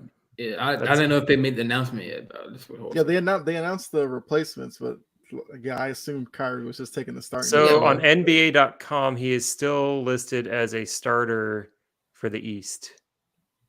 That still has Giannis, Embiid, Kyrie, Donovan, and Tatum in the East as starters. That's weird. To Is me. the All Star game this weekend? Yeah, it's Yeah, Sunday. it is. Yeah, see it. Yeah, the dunk February contest is on 19th. my birthday. I forgot about that. Oh, nice. I don't know anybody doing the dunk contest, so that's how bad it's gonna be. Mac McClung. Is he? Yeah, just is he watch in it. the NBA It's or fun. is he G League? Just don't get into it. Just watch some cool dunks. That's Watch it yeah, on that's how I YouTube. am. I feel like the 3-point contest is like more interesting nowadays. I than agree. The dunk Yeah, contest. I like the Skills skills contest challenge. that they had that, like where they I have like to. it. Yeah, aren't they? What Aren't as they? Didn't they rework the skills challenge as well too? Isn't there like a lot more stuff? Into Yeah, it? wasn't it? Well, it used to be they had to dribble through the fake little thingies, and you have to like pass the ball through the The hole. bounce pass Well, and the, like I the think layup. last and I year- thought. I like- thought they added some I stuff think to I it. thought this I think last they year. year did. wasn't what was it last year? Wasn't like It was the same thing last like year. a half court shot, a full court shot, or something like that. No, can remember the dude from the Toronto Barnes was terrible. Like he was missing those close shots last year in the All Star game or All Star contest. Like he was missing those like in that dot Layups, area. Yeah. It's I like a think it's little layup, obstacle half court, I course. think full court. I think. So, I think that Sounds might like be a champ. different competition. yeah, I know what I you're could be talking wrong, about. but That's the when other whole- you have a teammate and you're trying to shoot from different spots. That's I think it's different. maybe. than And Barnes was scouting. missing like open layups, man.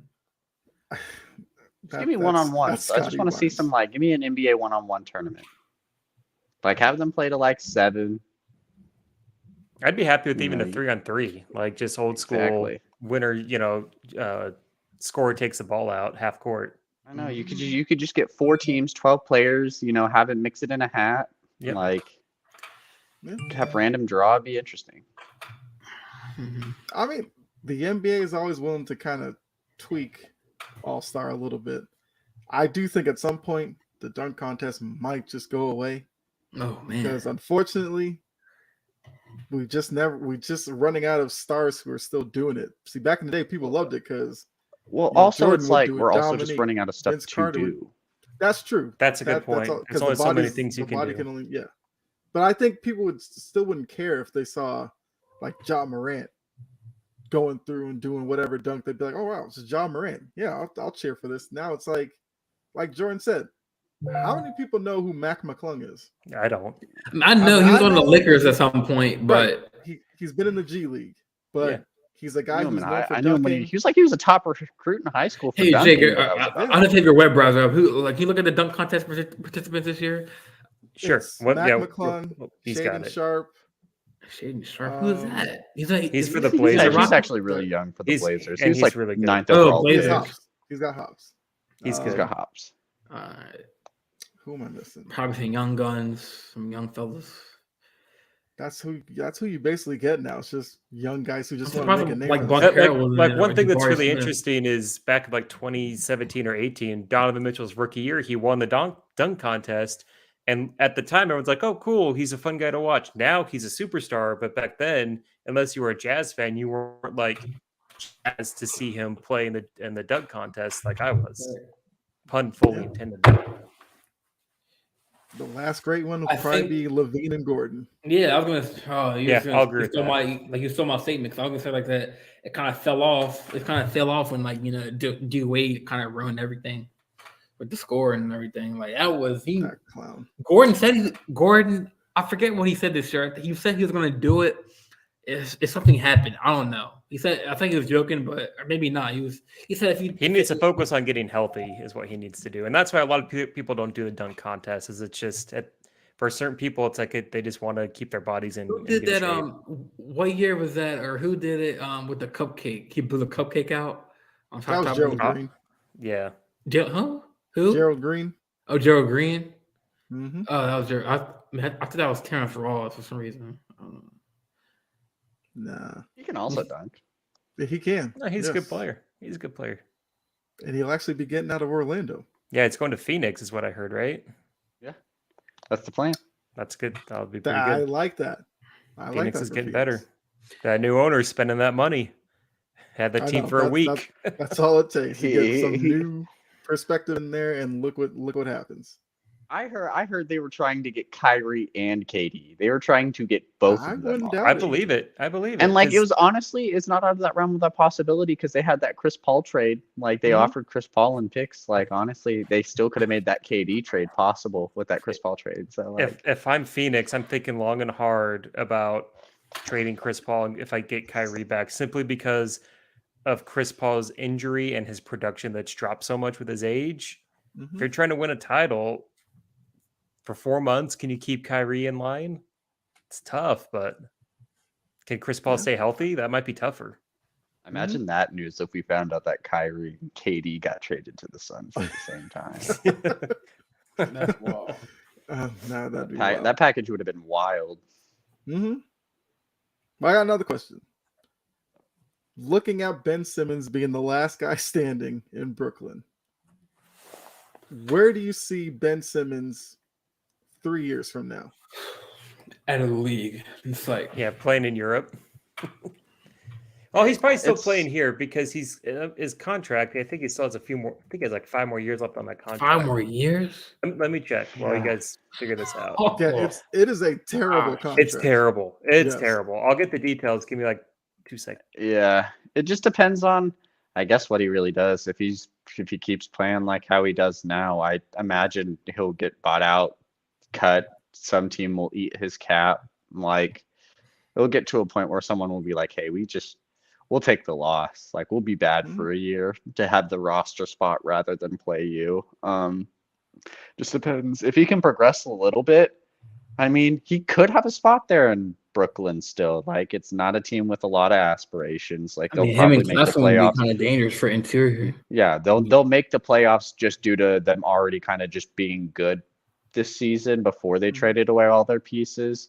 If he can progress, like he has a spot on that team, there's an open position there, really kind of at a power forward spot if that's what they want to play him as, or even if they want to play him as a big point guard still, kind of run him as that type of point guard power forward, that point forward that the 76ers were trying to really kind of make him as.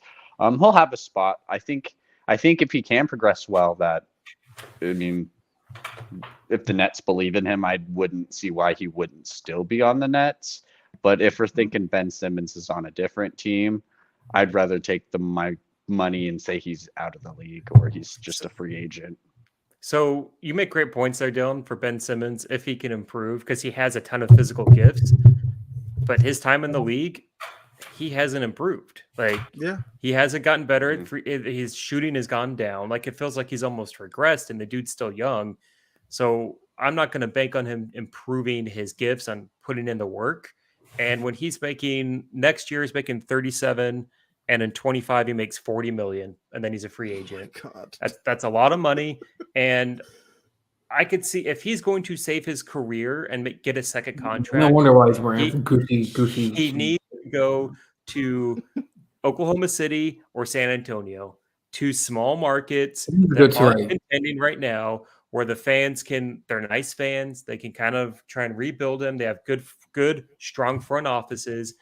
That's where he can thrive. If he goes to Orlando, if he goes to the Knicks, if he goes to Minnesota, I'm just pulling names randomly out of my head. it's Mhm. going to be a disaster, and he won't get a second contract. I think he. Popovich is retiring before he has to fix Ben Simmons. Oh, absolutely. But the structure is there for him to at least have some stability that's way better than what you're getting in Brooklyn. Yeah. I mean, I see him going to a team where someone like a Warriors team where someone can help him like shoot. No, They no. they The had the Warriors shooting. can't afford him. I mean, they have the shooting coaches. I mean, around that can help him. Ben Simmons on a minimum. I mean, imagine if Ben had a player like Curry or Clay, be like, yo, like, bro, He you had Kevin Durant. He Like had he Steph had Curry. he had the best scoring forward we've ever seen. The thing Kyrie is, Irving. look, like if he could James be Harden. fixed, he would be great. But the problem is, I don't think he wants to put in the time to get better. Because, like for me, growing up playing at basketball, the easiest thing that I could practice was my jump shot, because I could go out to my driveway and shoot hoops all day long. Like there's no reason why a player can't have the time to work on their jump shot. It's he just doesn't care. Well, I mean, see Ben trolls because he be going off shooting threes in the off season, but he don't shoot in the season. So it's like Because he's scared. Because he's afraid every time he's going to miss a three, someone's going to be like, "Oh, look again, Ben Simmons missed another one," and that's true because that's what we're going to do. Yeah, I and think you Atlanta- can't I play think scared. You can't play scared. Yep. I think Atlanta was just that playoff series is a Like nightmare. honestly, like I would have a whole different viewpoint about Ben Simmons if he just missed threes that he just took. As long as he took them. Like if I saw Ben Simmons was trying and just attempting them, like I got it open. Like I'm not really great at shooting them, but like it's open. Just showing you that, like, hey, I ain't scared to shoot him. I'd respect that more than him just being like, wide open three, pass out. Nope, Like, passing out. Yep. There Yeah, are I don't plenty of see it. examples through NBA history. Yep. Jason Kidd couldn't shoot at all. Worked on it, became pretty decent by the end of his career. Recently, Exactly. look at Giannis. I was gonna say Giannis. Giannis yeah. can't shoot, but if you leave him open for three, he won't hesitate, Exactly. and he'll knock down a couple. He'll knock it down. Yeah. Yeah. So I don't understand why Ben Simmons couldn't do the same thing. Because he Now, doesn't want to work. Giannis is different. Like if you booed Giannis, Giannis wouldn't care. If you booed Ben Simmons, he'd probably miss 2 weeks. And that's Mean been tweets. the biggest issue with him. He'd have to go Because change his diaper at halftime. I mean, it seemed like as soon as Philly started getting onto him, there was like this back injury that nobody in Philly could explain, but he just sat out games with this back injury. He gets And then traded. He got traded to Brooklyn. Everybody's like, Brooklyn. all right, this is a fresh start for you. Awesome. Yeah. Everybody was like, look, Philly's even coming to town soon. You've got to play in that game. He didn't play in that game. He ultimately didn't play. Even at at the all. even at the Brooklyn press, he was like, "Oh man, I'm so hyped, man! Yeah. Kyrie, KD, let's get it, man! I'm ready to rock and roll. Boom, back. And how many games did he play last year with the Nets? Is it 0? Goose egg? Yeah. His heart's not in it. And he had He's not chances gonna like to get play. He had chances to play in the playoffs. Like what? Adrian was actually said that he can play. Everyone was like, major 4 or 5 this one's it. Ben Simmons playing game 4, and it's like, actually, never mind. It's like Ben Simmons game Like 5 Ben Simmons, coming back, and then it's like, back sort of. no. But don't forget when he came out on the court for a shoot around, he was getting rebounds for his team, and he dunked it one. Hey, make sure you post that on social media. Like he's a head case. He can't get out of his own head. He's Jason Kidd and Giannis got better with their shooting because they worked and they're all-time greats. And Ben Simmons, it's not in his DNA to improve like that. Exactly. I don't think the Warriors would hate to have him because he's everything that the Warriors don't want on their organization. Exactly. They had that little Draymond Green Jordan pool spurt, and that was enough drama for them. That's not really Warriors-esque. I mean, Draymond can't shoot either, but he's not still scared. Take he's shots. not scared. He still takes shots. Like he will, like if he has a wide open 3, like when you see Draymond take it, you're not like, oh no, it's Draymond Green taking a 3. It's like, oh, he could probably make it sometimes, Like Draymond has hit wide open 3s. I mean, he does hesitate though, but he does shoot it though. He'll take it though. Ben Simmons, he's also a look leader. at the rim. Exactly. He's also a leader. He's the leader of that. He's the heart and soul of that team. And Ben Simmons doesn't just in his team. Like I don't know. I'd be. That's fair. You have to attach assets to get rid of Ben Simmons if you're the Nets, and you don't have any assets that you want to give up. You're going to Yeah, have to give up a track. pick to some Yep. team to take that Ben Simmons contract. Like, Yep. if you're trading him to San Antonio, like, sorry guys, you're trading him a first, or you're trading him like Oh, it's a one of first. your pieces. Yeah. It's a protected first, probably like a top 6 protected first. Yeah, like, sorry, like, it's just how it is. And even then, you still, like, I'm not sure. I know in the NFL, like, if you trade players, like, teams can eat some of the cap before you trade him. I'm not sure if they can do something like that, but it still might even be something along the lines, or like, hey, he makes this much, we'll take 10 million less than that, and we can talk. Like, Yeah, absolutely. I feel like probably a good point to switch over to the Super Bowl, but definitely great NBA talk, and we'll definitely have the NBA talk next week and weeks to come. But it was the final game of the NFL season. It was Super Bowl 57. We had history being made to African American quarterbacks. Had the 2 number 1 seeds that made it. They showed the graphic during the game. Both teams 14-3. They had both had one Kelsey brother, which they were obviously the stars of this week. They both had like 6 All Pros, so very similar. And the game kind of showed it. It was a. Let's pull this up while I'm talking about this. 38-35 game for Kansas City. Now we'll get into the pivotal moment of this game here in a little bit, but before we even talk about that, going into the game, I think a lot of people questioned Jalen Hurts' ability as a quarterback. So what are your thoughts on Jalen Hurts coming out of this Super Bowl game? Because you see it right here on the screen, 27 for 38, 304, a touchdown. He also had 70 yards rushing. So, yeah, so basically, where did you kind of have him in the hierarchy of quarterbacks in today's game? Did your opinion change after this game? And we can start with Dylan on this one. I mean, my opinion on Jalen Hurts going into the game is the same kind of going out. I like Jalen Hurts a lot. I felt like he was the type of dude, like, if you gave him a chance, he was going to show it to you. We saw what he did at Alabama. It was just kind of the attitude he has. He kind of has that like attitude where he's like, I just want to win. Like, I enjoy what I'm doing a lot, and like, I enjoy the people I work with. I enjoyed the sport I play. I just want to better myself. And he kind of just showed it. Like, everyone kind of gave Philadelphia the benefit of the doubt. They were, I wouldn't say the favorite because the lines were very close into this game, but a lot of people were picking Philly to win this game. And that was all partly due to how great their defense was as well. Not so much how great just their offense was alone.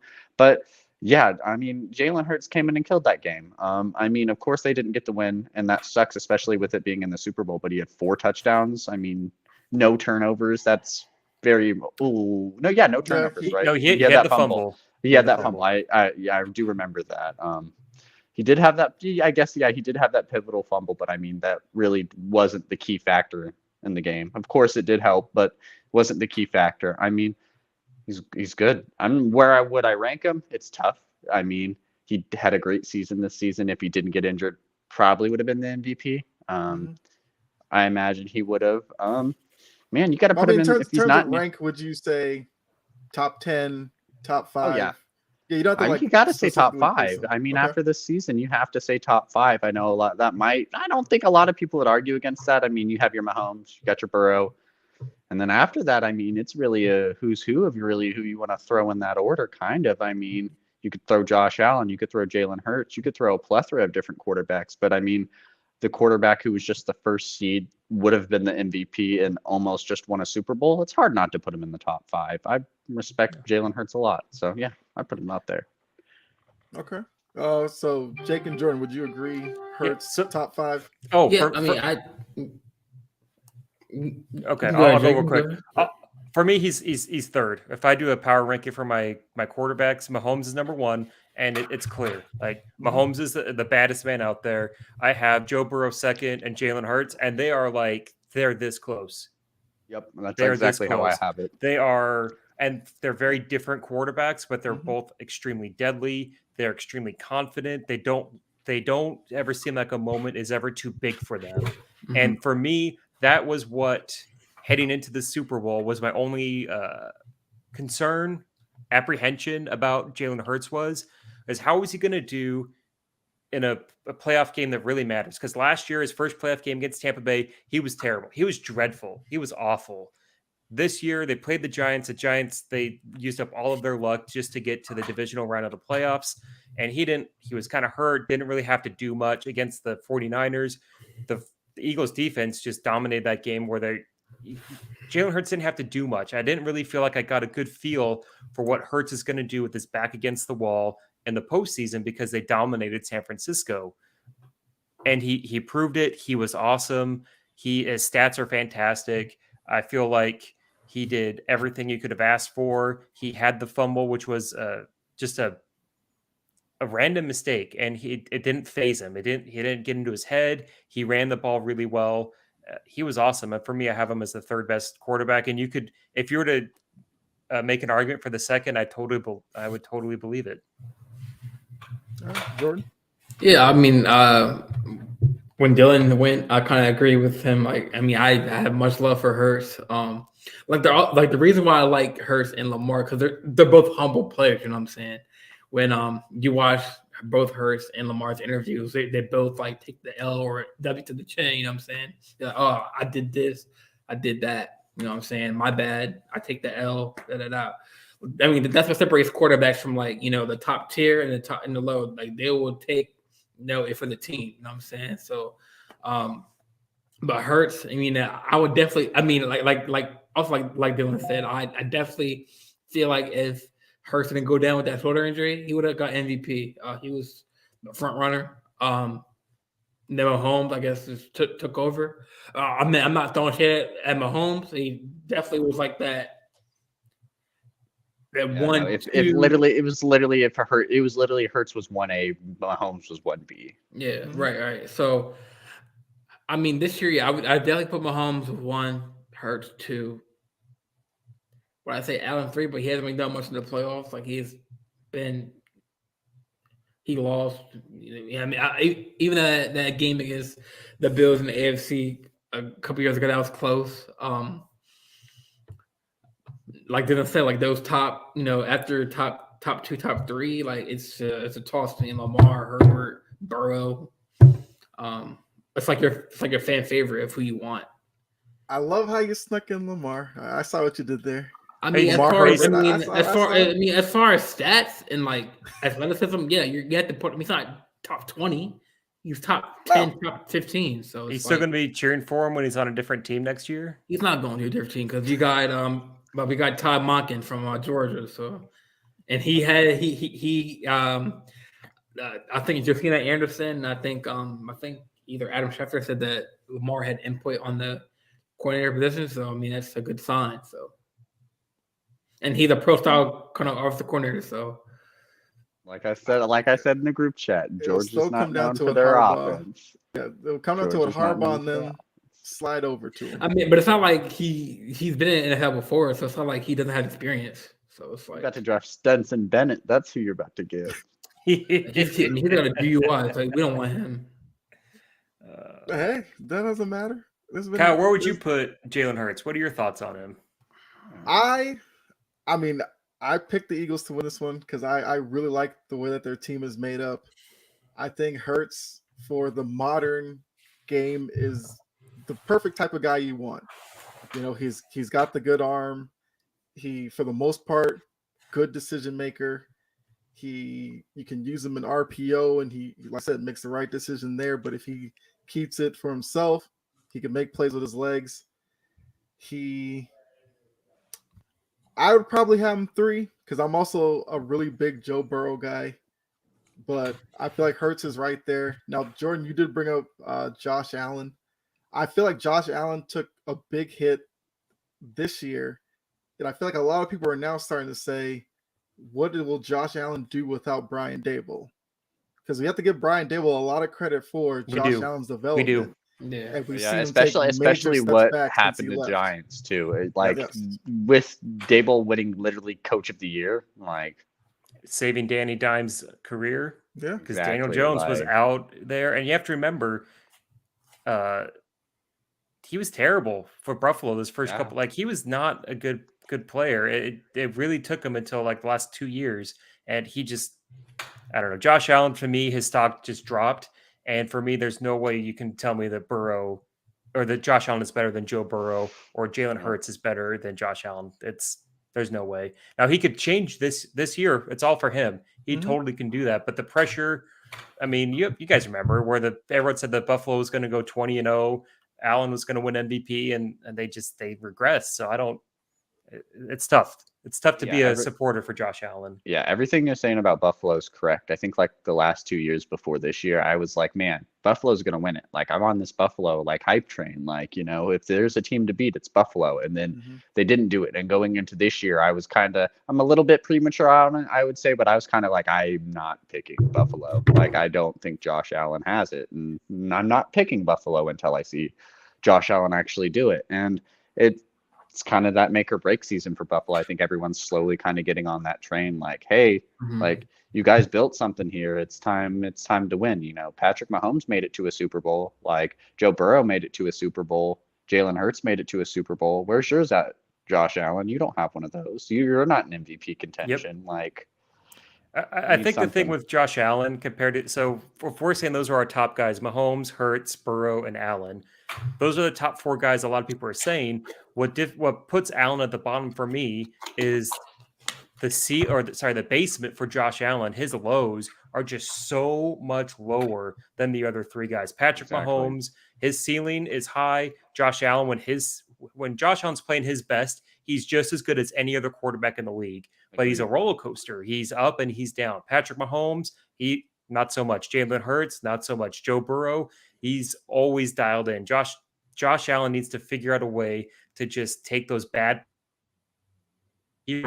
and I think the attitude will change. But you have to worry about their window being closed because they've had this kind of team building. It's been going their way, and I'm going to say it as a fan of a team that had heartbreaking playoff losses year after year. As a Saints fan, it's really hard to get up for another year. You have that last year, the AFC divisional round with the shootout where you lose in overtime and you're pissed off because you didn't get the ball. This year, you're anointed as a favorite. You play in conditions that you should be equipped for because you live in Buffalo and you get spanked. It's tough. Like it's really hard to get up for another year as well as you're having to pay other players. I think they have one more year left in their window if it hasn't already closed. Like real quick, I want to go around the panel and be like, who are your, I would say top 10 quarterbacks real quick. We'll go around the room. I mean, you know, like you don't have to like. I guess we gotta I guess we kind of have a top 4 already. You don't, and like, you we don't kind have of to have to go through 5 through 10, really. Just for quick, you don't have to like say your reasoning. You just gotta name the players real quick. You don't have to, Man, I gotta think of a. We can do it collectively. So we'll go Mahomes, Burrow, Hurts. We've established as the top 3. Those are 3. Yep. 3. All right. So then you have Allen, who we said 4, but I mean that you could you could convince me between 4 and like 8. Like there's so much variance. Yes. Yeah. Sure. You put probably Trevor Lawrence top 10. Yep. I put him top 10. Yep. Justin Herbert's going to be top 10. So even though he can't right win there. games, he's still really talented. So that's what we got 3 down. That's 6. That's 6 guys. Right That's there. 6. So we got 6. 4 more to go. Lamar. Oh yeah, Lamar. He's a top 10 quarterback. I'll put him Herbert. in there. You We already said Herbert. So we got yeah, 7 Herbert. with Lamar. Where do we put Aaron Rodgers? Because he didn't play like a top 10 quarterback this year. He had one game with 3 touchdowns. I say he's fine. No I think 300-yard games. It's crazy. It's crazy when we bring up Aaron Rodgers and still think though, like 2 out of the last 3 MVPs been him. Named Aaron Rodgers. It's been him. It's been him. I don't think I'm at a point where I want to not put Aaron Rodgers at a top 10 list. I'm fine not having him in a top 5 or a top 7, but maybe 10. Not top 10. Let's put him 10. Let's call just for now. He could 10. be 10. He could be 10 and say maybe we have an argument for someone else. So we need 3 more quarterbacks. So Rodgers would give us 8. We need 2 more. 2 more. Dang. I'm trying to think. So we got what? Tua. We have. I mean, Jets don't have anything. You got Mac Jones. You have Kenny Pickett. Nope. You have So we already said Lamar. We already said Burrow. That's Deshaun Yeah. Watson. Oh, No, Um, Deshaun, I need to Watson's see an it. I interesting need to one. see it. I Right. need to see yeah, it I'm the same before I with do Deshaun. anything. I don't know. The team I have seen with him, so Yeah, Right. let's see what it does I'm next not year. putting Ryan Tannehill in the top 10. Nope. Right. Kirk We already Cousins said is a Lawrence. no. Kirk- Man, I don't know. Russell When Russell we're going down Wilson the list, it's like had a does terrible Kirk year. fit now? It's like Kyler does Murray, Kirk fit hell now? no. Does Kyler Murray tore his ACL? It's like, man, not Rogers, but Brady retiring kind of shortens the list a little bit. There's not as it's many. interesting.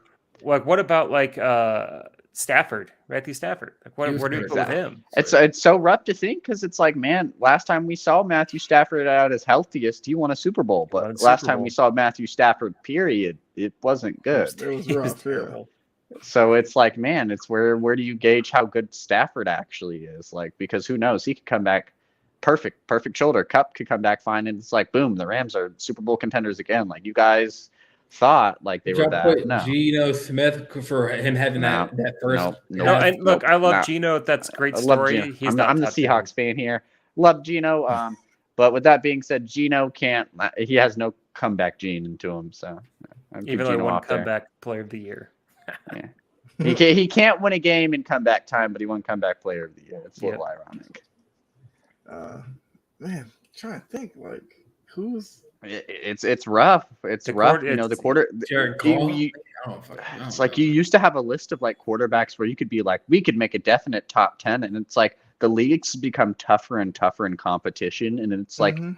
all of the talent has kind of just spread out in the league to where it's like, you don't really know. But then it's also like the league's so spread out in talent, you don't really have many star quarterbacks. Like you definitely have a tier. Like if you had a tier 1 list, it would be Mahomes, Burrow, Hurts. That would be your top 3. And then your tier 2s, you'd probably get at your Josh Allen's, your Lamar Jackson's, your Justin Herbert's. And then after that, it's like, It's okay. kind of a cliff. Yeah, it's like maybe you could put Aaron Rodgers in that tier. Maybe you could put a couple other guys. And then at that tier 3, it's like these guys, like we've seen them. We've seen them be good. They've shown us some flashes, but also we've seen them be bad. And we've Mhm. shown them. They've shown us they've had some struggles.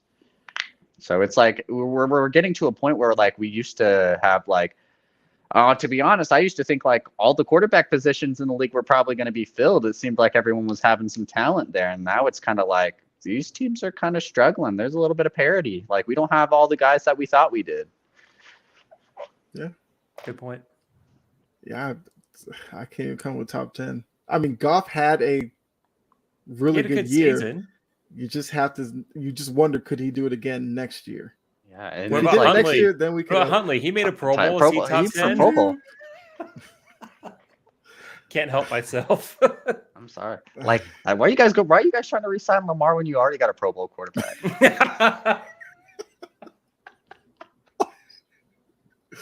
Oh man. And I know it's not your fault that happened, Jordan. I know it's not your fault Yeah. that it happened, but it's funny that it happened.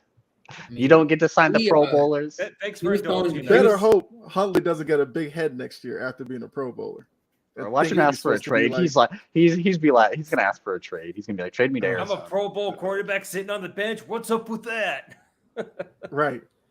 That'd He be did, hilarious if that happened. He did play well in that throwing challenge. He hit those big targets. And so did Gino. You guys want him? No, I don't want Gino. If you're not gonna put him in the top 10, no, I don't. All right. You want to talk about Well, that call? Yes, that's what I was about to go to. So everybody's this, talking about this holding call at the end of the game. Yeah. Jordan and I, went through this last night talking about it. So for Jake and Dylan, because like I said, Jordan and I really talked about this at depth last Oh night. man, Do you agree it was a holding call, number one? And number Ye- two, do you think it was egregious enough that maybe they could have let it go and let the game kind of play out however it was going to play out after that? So was it a holding call to begin with? Yeah, I From think we YouTube. could both agree it was a hold. Bradbury even told us it was a hold. Juju Smith was like, yeah, I was held. Like, I think the basis of it being a hold, there's nothing to argue there. I think if there's anybody arguing if it was a hold or not, like, There's just no argument. Your literal player said he did it. It's just was it the right time, or should have they done it? That's always tricky with me, because it's like when these games happen, when these penalties happen, it's like they have so many different refs calling these things. You don't know if the dude who's swallowing his whistle was the dude who called that penalty. You don't know who's throwing the flags. And there's probably a stat. There's probably something that will actually show it and come out. But it's always risky. I'm always for letting them play. Like, if you're not going to call it, don't call it when it gets clutched, because it just does seem like it's very one-sided. But, like, at the end of the day, it's a penalty. And, you know, if the Chiefs did lose the game and – you know, it probably would have came out, they would have been upset about the hold. You know, we would be seeing reports that, like, I was held, all this and that. Kansas City fans would probably been rioting, being like, not rioting, but of course, but like, been very upset, like, you know, that he was held, especially if we saw replays of it. So it's always going to work in one team's way, I think. You know, if it didn't get called, Kansas City was going to be upset. It got called, and it just ended up hurting Philadelphia. One way or another, something was going to happen to where it wouldn't have happened. Would I would have called it? Probably not, if there was no penalties really kind of being called. It seemed like the only ref action we really got was replay reviews, which was really the big thing with them. Personally, I probably wouldn't have called it, but I understand why they did. At the end of the day, it is a penalty. You did commit a penalty, and it's not anything wrong for them to necessarily call it. It's just a matter of, like, you know, I guess personal opinion. You know, it's just a matter of the flow of the game, and I get why people are upset about it. If I was a Philadelphia fan, I'd be massively upset about it, especially if that was in the Super Bowl and times where, you know, Kansas City could have been doing that the whole game. I think it was Bradbury's quote that said it pretty well, or whoever's quote it was like, man, I was just playing to the flow of the game. That's what they were doing to us all game. It's what I was doing back. And, you know, I get that. You know, if I was a receiver or a cornerback and we were hand fighting, tugging on jerseys that whole entire game, and then the fourth quarter at the most important time, that's when they decide to call it, instead of the first quarter when they could have called it and we've established, like, hey, this is not okay. I think that's where a lot of people are upset, and I understand that. Okay. Yep. Jason. So Dylan, I'll say that, like, it was a hold. It was obviously a hold. Mm-hmm. Would I have thrown the flag in that moment? I'm hesitant to. At the same time, though, I still have PTSD from the Saints championship game against the Rams, and I can know just how infuriating it is. Now, that call was blatant. Those are in different tiers as far as level of being egregious and whatnot. Mm-hmm. But my gut is like, you got to call it right. He did hold it. The thing that I want to kind of point out is Fox did no justice for the officiating on that call, because the replay they showed over and over again, they just showed the defender with his hand on the guy's hip or on his back. They didn't show him grabbing a fistful of jersey and yanking on it back at the start of the play. I was listening to Rich Eisen, and he was at the game, and the replay they showed in the arena showed him pulling the jersey back. He had Philly fans around him, and they were like, I can't be pissed about it because look at the replay. It's blatant. That's by the book. The Fox replays didn't show what was the actual penalty. Greg Olsen, who for the record, I absolutely love Greg Olsen. He did fantastic, but I think he went a little too far as hyping up how bad of a call it was. Yeah. What I call it, it's tough to say. It really is. I'd have to be on the field to really get a gauge for it. There were other missed calls, but like, he was beat. Bradbury's going to get beat. That's the other thing, is when he moved, he was going to get beat. And Mahomes, I know he overthrew him, but that's because of the hold. Like, it's tough. I hate that it ended on such I don't want to say controversy, but just a way that just felt like it's just a letdown, because that Super Bowl was the best Super Bowl I've watched since the Steelers Cardinals Super Bowl, as far as pure excitement. I went through with my dad today, and I'm thinking of all the Super Bowls in between, excluding the Saints Super Bowl, like, because that's my team. Yeah. Like, as far as just pure enjoyment, that was the best Super Bowl, and to kind of have that be at the end is, but the guy it just doesn't feel good. Yeah, it doesn't feel good. Yeah, it's like you had a story, like you were waiting for that storybook ending, and it's like they kind of ripped out the last couple pages. Sure. You know? And you know, we don't know what would have happened if Philly had they'd have one timeout. And I think they'd have like a minute and a half left to work with. We don't know how that would have looked, but it's tough because you can make the argument either way. Because was it holding? Yes. Do you want officials to be letting the moment dictate how they do calls? Well, Right. that gets into really sketchy stuff because that's how you get the Saints game a few years ago.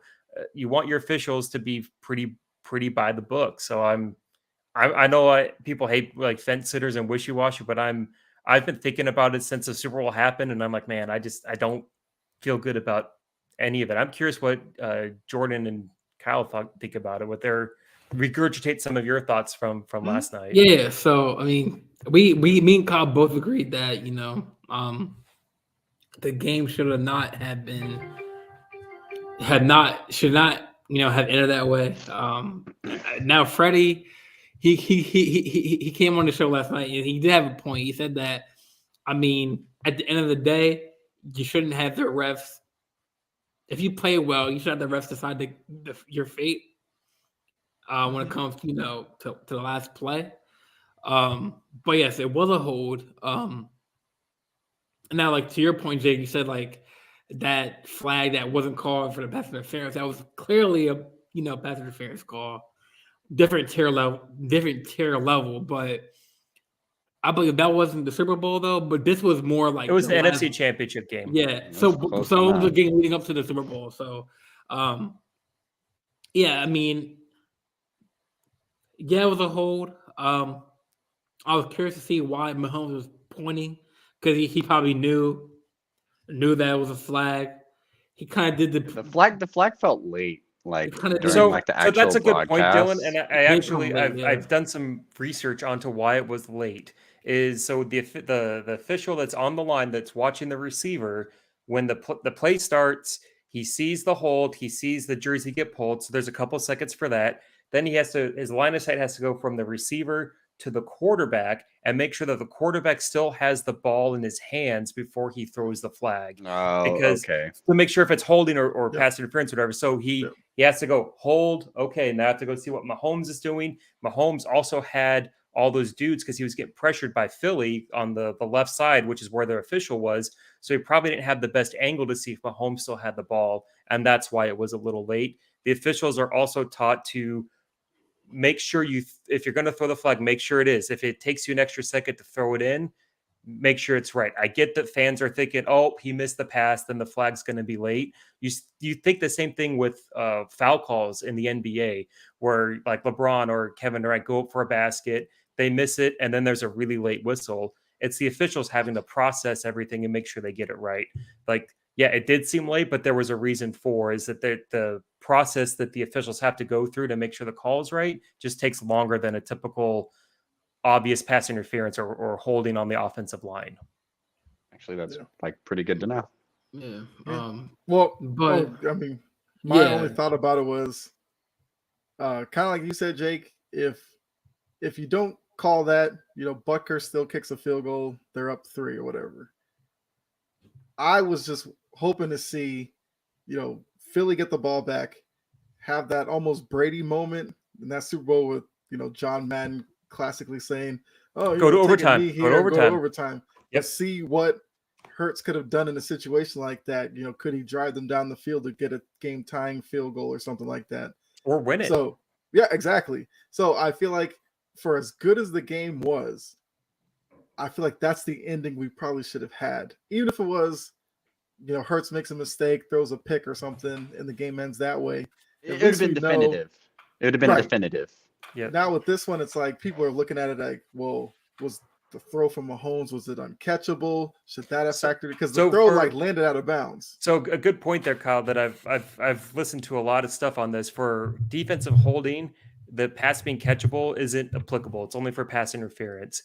Because with holding, you can Okay. jack up a guy's route at the start. That's And That's a then good the point. guy throws it, it can make it. So because I thought the same thing. I'm like, man, it's sailed. But listening to podcasts today and yesterday, holding and catchable don't correlate.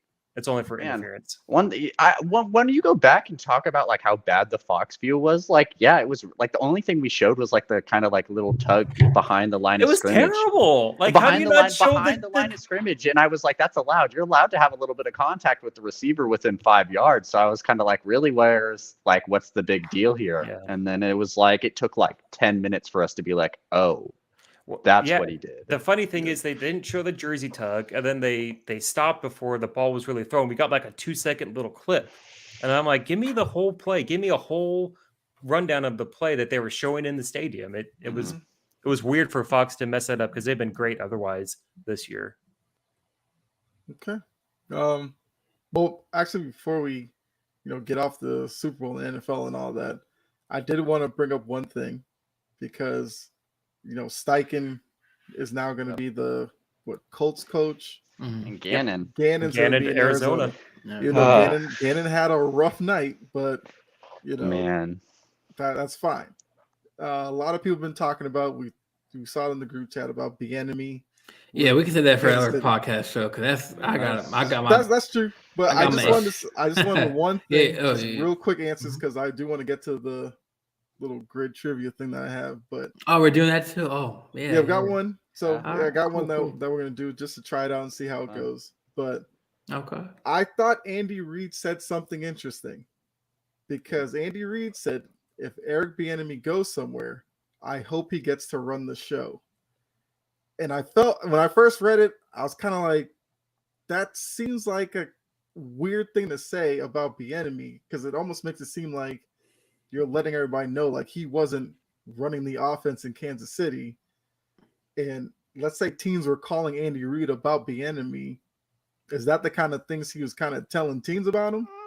man, I don't know that quote. Like I also take that quote as like, man, I hope he can become a head coach and not a coordinator. Like he can run the show. He can run the team. Like this is his team. Like Yeah. the head coach is kind of the face when it I comes gotta to look the at the coaching interview. I aspect. gotta look at that. That's what I personally Mhm. took that as. That's what I personally took that as. But your point could also make a lot of sense too. But I mean, I do think that he probably, because of Andy Reid, I remember Ty's mentioned like with Steichen and Nick Sirianni.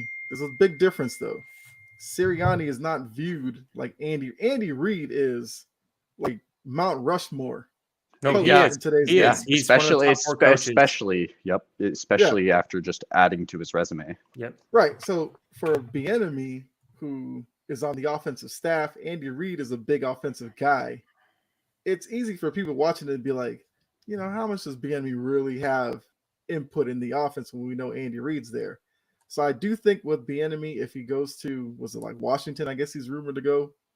Now you go to Washington and you turn that offense around. Yeah, you make Sam Like, Howell. we would Pro have to Bowler. look- Hey, We'd have to look at Bieniemy as that offensive guru guy.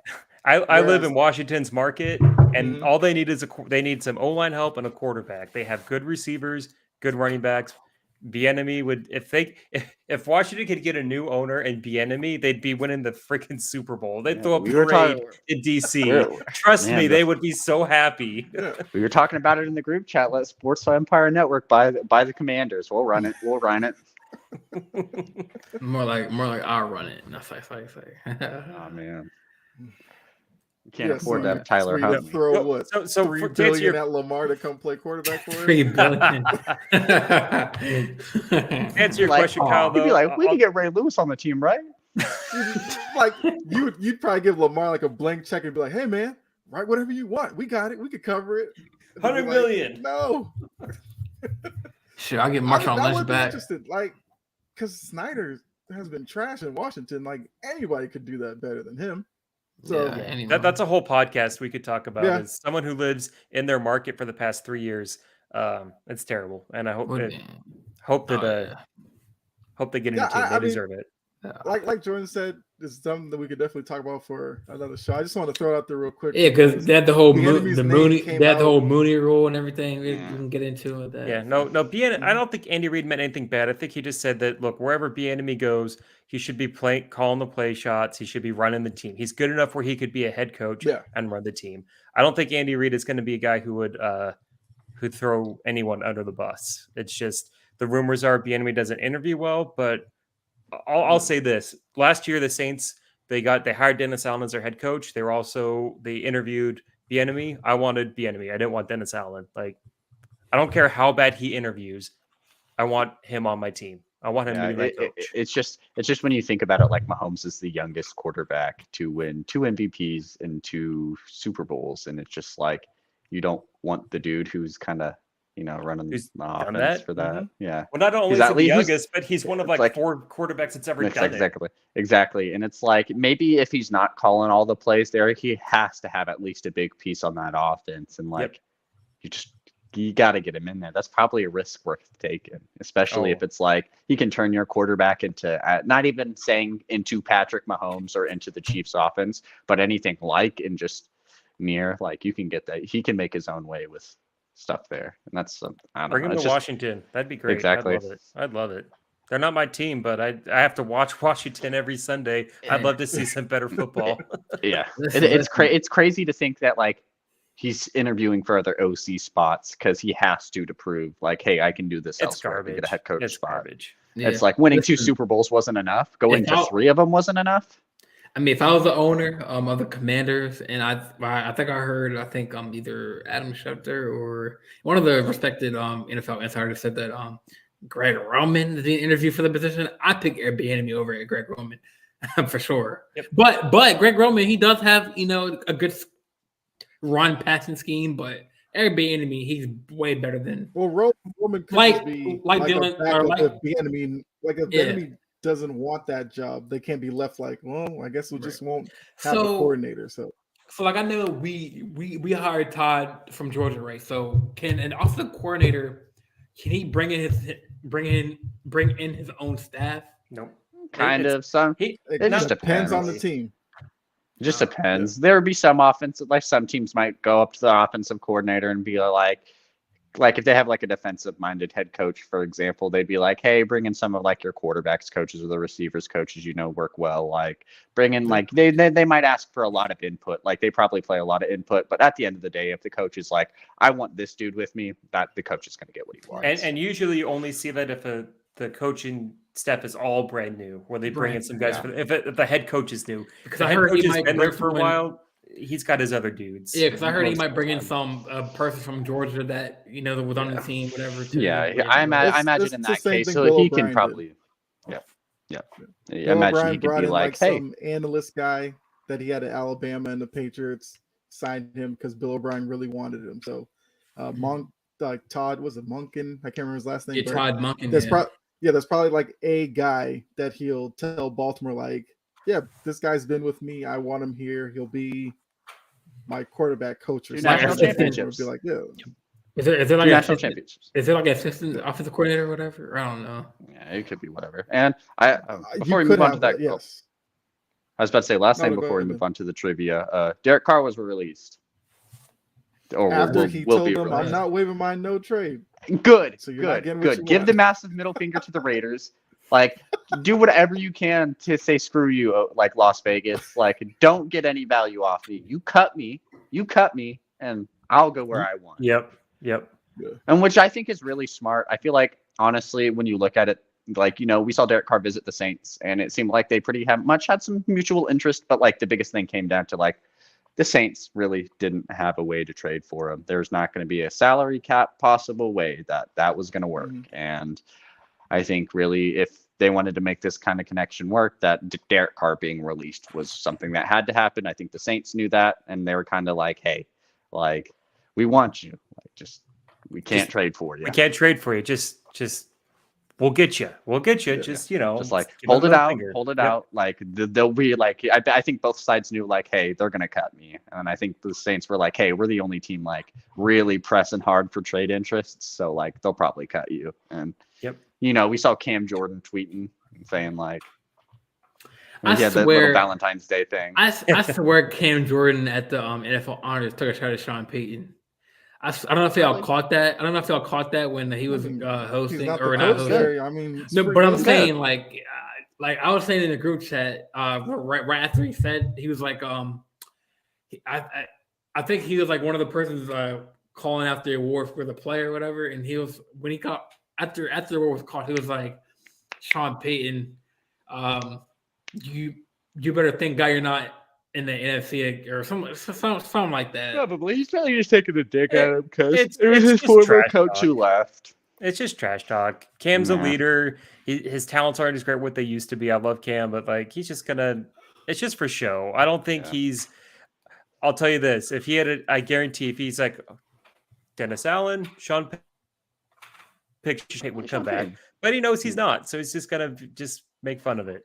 I don't really think we're really gonna be burning the house down for a Saints Broncos matchup in the near future. Like, I ain't really like going to Nope. buy a ticket for that. Nope. Yeah. All right, I'm ready for this, man. Let's go ahead with this grid. How's it I'll show gonna you work? right now and explain it Before- to you? So here we go. Oh, Now okay. the teams I did choose Ah. because we are all affiliated with them, and then the Super Oh, Bowl man. team. So basically, how this will work. If you're like looking at this square, you'd have to name a player who played for the Eagles and the Ravens at any point in their career. I'll open it up to not only like current players. If you had a player who might have retired recently, that's okay. Oh, where'd it go? Oh, there we Okay. go. I was like, it all So- disappeared. Yeah, so it's like Eagles, Ravens, Eagles, Seahawks, Eagles, Saints, Chiefs, Ravens. So you get that. Now a lot of people do it as like a tic-tac-toe type of thing, but I feel like since there's the three of you guys, try to fill in all the squares. We'll go like one at a time. You name a square that you think you have a player in, and if you get it, I'm trying we'll to just- see, like, but for the first one, like, who played? I for already the got Eagles? one for the first one. It's easy. What? for I the first mean, one. Jordan, you should nail You the should know this. Ravens, You man. hyped this dude up all season. You signed him as a free agent, and I told you were going to cut him because he was not going to do anything okay, for your okay, team. all right. I know. We'll start. Okay, go. We'll start with Jake. We'll go Jake, Jordan, Dylan. So I know Jake, Dylan. is there a square? Now I know. Yeah, so Saints Eagles, this is the one that hurts. It still hurts. It's going to hurt forever. CJ Gardner-Johnson. The Saints traded him, I think, for a 5th-round draft pick because they didn't want to pay him. He turned out to be just a complete stud and a huge part for Philly's success. And I'm still bitter about it because he's awesome and I miss him to this day. All right. Oh, Kyle's got to create a text bubble. So Oh, okay, no, you got it. Good. Yeah, so that square is good. Jordan, is there a square you can fill in? Yeah, Deshaun Jackson. Which one? So the Ravens Eagles? Yeah. That's whatever. That's the same. Close thing enough, for man. now. Yeah. All right, Dylan. Yeah, I guess I'll get the Seahawks Eagles out of the way. Sidney Jones, quarterback. Is he? I'm pretty sure he's still on. I'm not sure if he's still on Seattle now, but he's obviously played for both teams. See, oddly enough, when I tried to do this myself, that square I couldn't come for the current guy. I actually went with Ricky Waters there, but that's a good one. Ricky Waters. That's a good Man, one. I was thinking that one got me stumped. I was like, that one's probably going to be the roughest one out of all of them. And then I was like, actually, I'm pretty sure Sidney Jones played on the Eagles. All right. That's back to me. So Jake, Yeah. who you got? Okay. See, I think so. After this round, we should do like me and since it's tic-tac-toe, kind of we should do like me and Kyle first, and then like Dylan and like. Well, this, Jake, like I and said, since there's like three of you guys, Yeah. I was just gonna do it like, can you just fill in all the squares? Oh, okay. Sure. So I'm having a hard time thinking of current players, but I know for the Saints Chiefs, one of my favorite wide receivers for the Saints growing up with a team those early years was Joe Horn. Oh, He okay. he was a Pro Bowl wide receiver. He was a huge part of that team, kind of the leader of the team when they were going through Katrina that year in 2005. Mhm. And he was drafted by the Chiefs, I think, in like the 7th round in like 95 or something like that. Great receiver, known for the cell phone on Monday Night Football. Number 87, Joe Little Bighorn. Love that dude from a tiny little podunk town in Mississippi. And his son plays corner. I think it's for the Panthers now. Like it's cool to see. So yeah. Joe Horn. All right, Jordan, what square you want? Orlando Brown Jr. Oh, okay, yeah. Yes. All right. Either that or Brandon Williams, but yeah, either or. I guess that works too. Because Orlando Brown Jr. is the guy I thought of too. All right, Dylan. Man, I guess I'll take that Seahawks Chiefs one out of the way. You got to do the Super Bowl champ, Frank Clark. Yep. Man, It's a rough one. I was happy when we traded him. He wasn't doing too great at his latter end at the end of Seattle, and we paid him a lot of money too. Like I didn't want him to get all that money on my Seattle team. Mhm. Traded him, he won 2 Super Bowls, so I feel a little indifferent about it. All right. Well, we'll say for this square, where Jake, you said you had Joe Horn, the name I thought of was Tyrann Mathieu. I was gonna Oh, say that duh. too. Duh. Yeah, I guess yeah. so. I guess for me, I forgot about him because he's been such a disappointment compared to what I thought we were gonna get. Man, All right, so now you guys got the Patriots column to fill in. man, I feel like this is the roughest one. Like This is hard.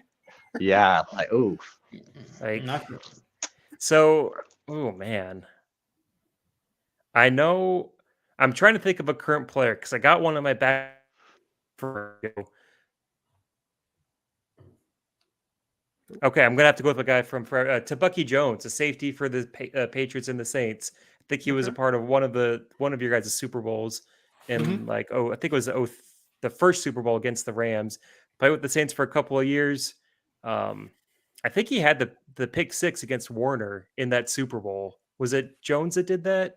Does that ring a bell, Kyle? No, that was Ty Law. Oh, it was Ty Law? Okay, Yeah. well. But yeah, Tabucky Jones, I was struggling. Like I'm going through both rosters and I'm like, man, I got nothing. I got nothing on this one. But I'll go to Bucky Jones. We So I called will him say- Tusucky Jones because he was such a letdown in New Orleans. Yeah. Oh man, He's rough. I just figured out one for mine for Seahawks Patriots, and it threw it like I could not do it, and like this one's gonna make Kyle happy when I say it. Well, hold on. I was just gonna say that for the Saints Patriots, I had Brandon Cooks. Oh yes, Yeah. that's wow. I'm Yep. surprised I didn't think of that. Yeah, Yep. I guess I But thought yeah, of, Bucky Jones is a good Cooks one. has been on like a million teams, so you just kind of forget about Right. him. He's been on Yeah. every team in the league. I was struggling thinking of like a Patriots one too. That's a All good right, one. Jordan. So what you Mike So- Montgomery. Well, I had my pick, but who's that lineman that was on the Ravens that was on the Patriots for a couple of years? I don't know, man. You're supposed to tell us. got? Yeah, I can't. Well, I was gonna say Judon. Yes. Oh, Judon. Yep. That's a good one. Good player. I don't know. I miss him. man. Judon's a good one. Yeah. I didn't think of that in my head at first.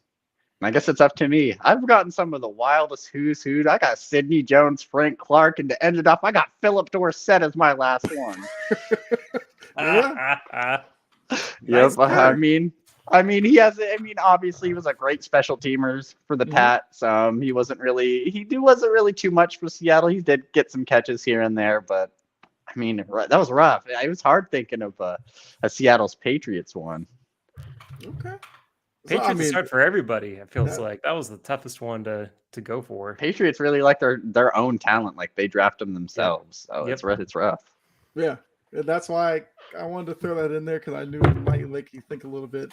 So, I mean, you guys got that probably a little quicker than I probably would have wanted to. So I might have to try to make it a little bit more difficult next Yeah. week. Who'd you have for the Seahawks Patriots? I had actually. Let me see. Who did I write down? All right, Josh Gordon. Oh, I guess that's Josh a good Gordon one. works. I like that. That's a sneaky one. I Yeah, man, forgot he like, he played on the hasn't really been Patriots. consistent though. That's like He's on Seattle's XFL team too. So smoking too much weed. go and see playing football. go see Dragons. Go see Dragons. All right. So maybe next week I might do an NBA one. We'll see. Ooh, Ooh, that's gonna that'd be a be little fun. rougher. All right, that's gonna be a little rougher. I mean, that one will make me think a lot harder. That's for sure. Yeah, I'll Okay. think That'd be about good. that one. And That'd then be good. once again to baseball season, that could open up some baseball ones. Oh, but- I'm terrible at that. Yeah, Okay. ooh, For man, sure, I'm terrible. Okay. man. Well, That'll be, I'll do that'll be sports fun, reference. but I'm just warning you, I'm going to take last place in that competition. Oh no, man, we will be sharing last Cool. place. That's a shareable bronze medal. We'll, we'll chill in the basement. all right. I guess if we do baseball, we'll make it a collaborative effort. You guys could like talk amongst yourselves to. Man, That's I'll instead of just make, going if one it's by baseball, I'll make it. Kyle can guess. I mean, I could probably give clues or whatever to try to get you there. But all right, so I mean, you guys like this? I can keep doing it. Yeah, definitely, for And- Yeah, sure. it was Yes, fun. yes. All That's right, good. then that'll definitely work. So I didn't think I was going to have to talk about Sidney Jones or Philip Dorsett today, but it's glad that I did. exactly, you know, Mhm. the names we forget. But I know I said we are going to talk XFL, but we've gone on long enough. We could save XFL for next week, although it does start this weekend, right? Yeah. I believe, Yeah. yeah. Yeah, I think so. So I guess just one question I'll ask about it: will you watch? I'm interested. They have a lot of I wouldn't say they have a lot of big name guys, but for example, we talked about like Josh Gordon. There's some different like quarterbacks like AJ McCarron, like Mhm. he's going to be in it.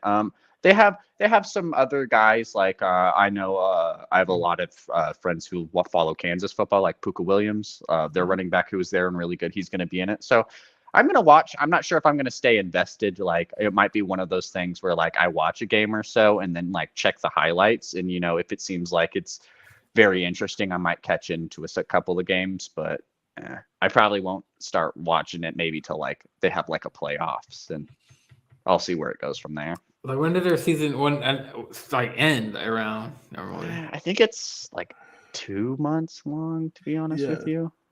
I It's think not- it's only not- like I'm pretty sure there's only like 8 games.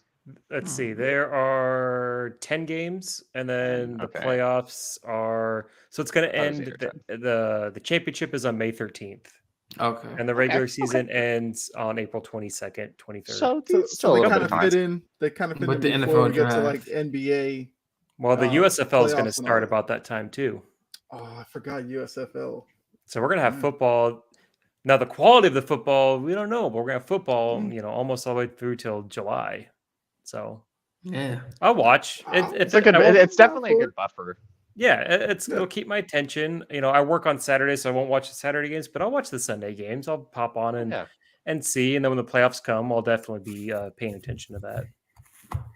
Where they play like what 15-minute quarters, fourth quarters, or 4 quarters, like same rules. It's NFL. They have I a believe couple of it's- different rule sets. We'll have to figure it out, but I know they have some different rules. I also know that I think they're going to be partnered with the NFL in a sense to where Mhm. like they're also going to try rules that the NFL might want to try in the XFL Yep. as well. So Which is that's smart. something I like. It's really smart. Yes. I thought do that in the preseason, or you have like a little G League. You try that stuff Yep. in. The NBA's done good having a G League to where they can try those specific things in, try some specific rule changes in. Like we saw, like the coaches challenge Yep. made a big start, and it. We found out how it worked in the G League first before they put it in the NBA. So Yeah. yeah. Even in minor league baseball, they have the pitch clock through a lot of Yep. those, and it's Yep. worked really well. Like I went to Yep. I went to a single A baseball game where I live, and they had the pitch clock last year, and it was really cool to see. So it's smart. Yeah. Smart move. Yeah. Now you did talk about XFL. I actually pulled up on my phone quick little points about it. So for scoring wise, after a touchdown, you get 3 options. Oh, You that's go from right. the 2-yard line, it's 1 point.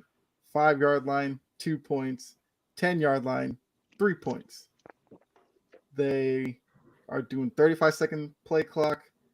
The clock stops after okay. first downs after 2 minutes of each half. Oh, I They're- like that. They're doing the kickoffs from the 35-yard line. The return team will line up at the 30. So it's only a 5-yard gap between the two teams on kickoffs. I got to see that, and Yep. I want to that's see how gonna that be works. nuts to see. I got to see how that one works. So after you score the ball, you can either do an onside kick to continue or the pass play, possession, or the 4th and 15 from the 25-yard line to keep the ball. If you make that, you continue with the ball and keep going. This one is going to be weird, but there's a double forward pass. Yep. So if you make a forward pass behind the line of scrimmage, that player could then throw it another forward pass. I don't hate that at all. I don't hate it at all. I don't hate that rule. Like, as long as it's behind the line of scrimmage, I don't think as long as you're progressing the ball any sort of forward. Like, what's the hate of just passing the ball behind the line of scrimmage? Once it touches over, then you can hate it. But I don't. That's gonna be I'm fun. excited. I'm curious how long it's gonna take before we see the double pass. Is it gonna be like the first first couple games? Because that's first game. that's it's what gonna be the everyone's first talking game. about. Someone already has a play lined up. Yeah. Their overtime's going to be alternating attempts from the 5-yard line. You get 3 attempts per like team, college-ish? 2 points per score. Okay. Yeah. So, I mean, it's going to be interesting. It's going to be a little different than the NFL, but I'd probably tune in just to see what it looks like and see would that work in the NFL or not. But But yeah, so like I said, nice long episode. I feel like we could do final thoughts here and then call it a night. So you guys have anything you want to add or? No, I'm tired, man. Whew, hungry too. So. Yeah. I mean, Jay, no. overall? I mean, I'm gonna say the same crap. I say same shit I say every day. It's That's all good right. week, good show. I mean, nice long show. I mean, good content. Yeah. Got the comments were booming. Freddie hopped on. You know what I'm saying? So it's like it's always cool when Freddie hops on, man. So Yeah, Mhm. It was a great show. Glad to be a part of it again. And just, it's a bummer the football's gone, but just that Super Bowl, watch those highlights. It's one of the best ones we've had in a long, long time. And just a great Super Bowl, great show. Glad to be a part of it. yeah. Well, before Dylan goes, how did y'all like the halftime show? I've seen so much about this halftime show, and I'm just gonna say this: all the people who were like, "Oh man, she had no energy." I mean, she was pregnant. She's obviously not gonna do all the dance moves. The people talking about lip syncing. You name me an artist who doesn't lip sync during the halftime show, other than probably Prince, which The Weeknd didn't lip sync. He sung that shit. His natural voice. I mean, We'll see. okay, but it's like a lot of them. From do, this, yeah, a lot of, all you right, know, a I'm select not, few, I'm not yeah. gonna kill her for that either. She played her little set list. Recognized all the music. I like. I was pissed The she dancers didn't were- sing like Needed Me. Like you need me. I mean, maybe it was on Kyle, here. I'll say for the Maybe lip sync last that, moment she cut that up. sure, for the lip sync, it may not have also been her call because a lot of times the NFL, the halftime show, they have such a limited time to get the set in order. They're like, Yeah, we they don't got have like 30 time for a minutes. sound check. We can't do a sound check. If you remember, it was a long time where the Red Hot Chili Peppers were in the halftime show, and the guitars weren't plugged into anything because the NFL said, "Hey, we don't have time for a sound check. We don't want to risk something going wrong and sounding bad. So you're just going to play along." And they caught a ton of crap for that. It very well could have been a similar thing last night with Rihanna. We just don't know. Exactly. You got to remember, like, you got 30 minutes. Like, in any other second past like that 30 minutes is bad. I So did you like gotta the get it I done. did like the set that she was in the air, but with her being Yeah, pregnant, I the don't phone know. platforms and stuff was. It's like a Super cool Smash touch. Brothers. Yeah, that's all I've been seeing. And I thought that was hilarious. It was, yeah, like the little platforms. Yeah. The thing I'll say is any Super Bowl halftime show, no matter how good or how bad it is, it's always going to become a Yep. meme. It's Yep, and always. memes everywhere. Always does. Yeah. All right. So All right. since you Yeah, threw it was this, good. It was good. halftime show out there, who would you want to see next year? Well, it's gonna be in I don't care. Vegas, so They got to go big. It's Vegas. Drake. I don't care who they do. I'm not really too iffy on it, man. I'm there for the football. But when do they announce it? Like, don't they announce it like after the Super Bowl or like? Man, random times whenever they figure it out. Whenever they need a good I think spike in NFL usually- activity. Yeah.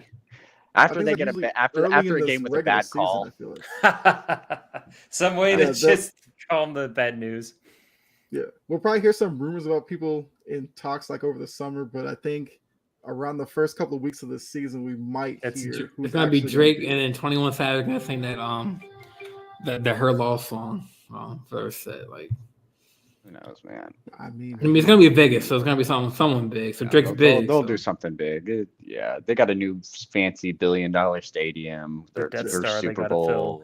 Yep. They got to do something. They will. okay.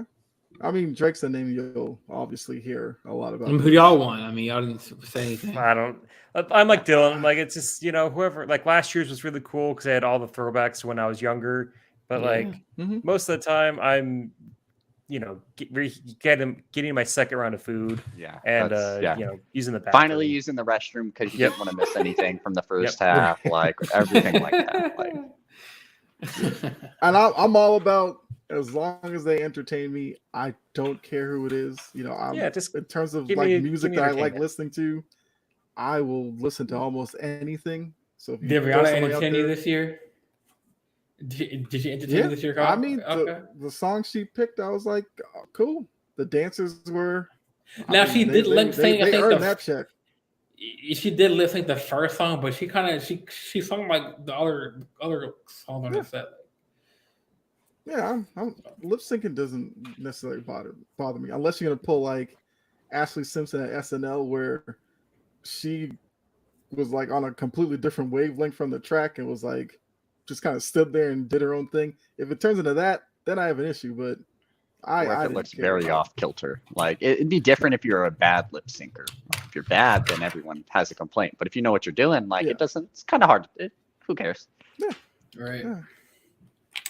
You know, it didn't ruin the night for me. Like I'm seeing some people, Oh, like, oh my no. god, that halftime show was terrible. It's like, And the people Find are something saying else that to are do. only the people who watch it for the halftime show. So it's like Yeah. that's what you get for expecting a football company to produce a proper halftime show. Like we hit people. We like talking about people hit people. Like that. This is what you get. yeah. I mean, it'll be all right. Plus, you're not going to please everybody anyway with halftime shows, so Yeah. Exactly. yeah, Always be what crowd. take it for whatever. Yeah, because always that crowd like, oh, just put a marching band up there. All right, Nope. have fun with that. Nope.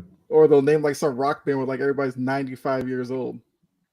Okay, I mean, they want to put them up there. I'll watch mean, it. I might If you want to roast give it, them but their I'll watch final concert, that's okay. it. It's like As long as they entertain. As long Yeah, as they entertain. that's I'm all good. I care better, about. better have the All right, caskets ready. well, Oh man. on that note, I think we have to end on that note. I mean, I'm not gonna come up with a joke better than that one. He said 95. They're out there rocking into All it. right. See now, if it was like ACDC, then nah, keep it on the stage, man. Thunderstruck. Some of those rock guys, they can still do it. In the middle Oh no! Now we gotta end. Jordan's singing. Now we gotta end. Yeah. Now we gotta end. We gotta get that mute button for Jordan. Oh, man. Hey, that's not our real thing for us. All right, man. I mean, this is America Got Talent. We're not gonna sit here and judge you, but so it's another big 3 episode in the books. Yeah. I will say that next week we'll probably get back to a mock draft. I think we will probably do maybe the first round one where we'll just pick for every team because I know Dylan brought that up. We'll probably do that one next week. We'll get back to the mock draft series. But yeah, we'll definitely have a lot to talk about. Like I said, XFL and NBA. I'm sure there'll be a lot of crazy stuff going with a lot of the trades. Now we'll see the players on their new teams. So we'll talk about all that as well. Yep. Appreciate everybody who's in the chat. Appreciate Freddie hopping on, giving his Freddie facts as he calls them, Yep. and then hopping off. But another great show. Hopefully you guys, hit the like button, subscribe. A lot of great shows on the network. A lot of big things happening on the network. So make sure you do tune into the other shows and other people. Articles as well. That's a big thing we're pushing as well for this year. But for Jake, Dylan, Jordan, and myself, we'll tell you good night.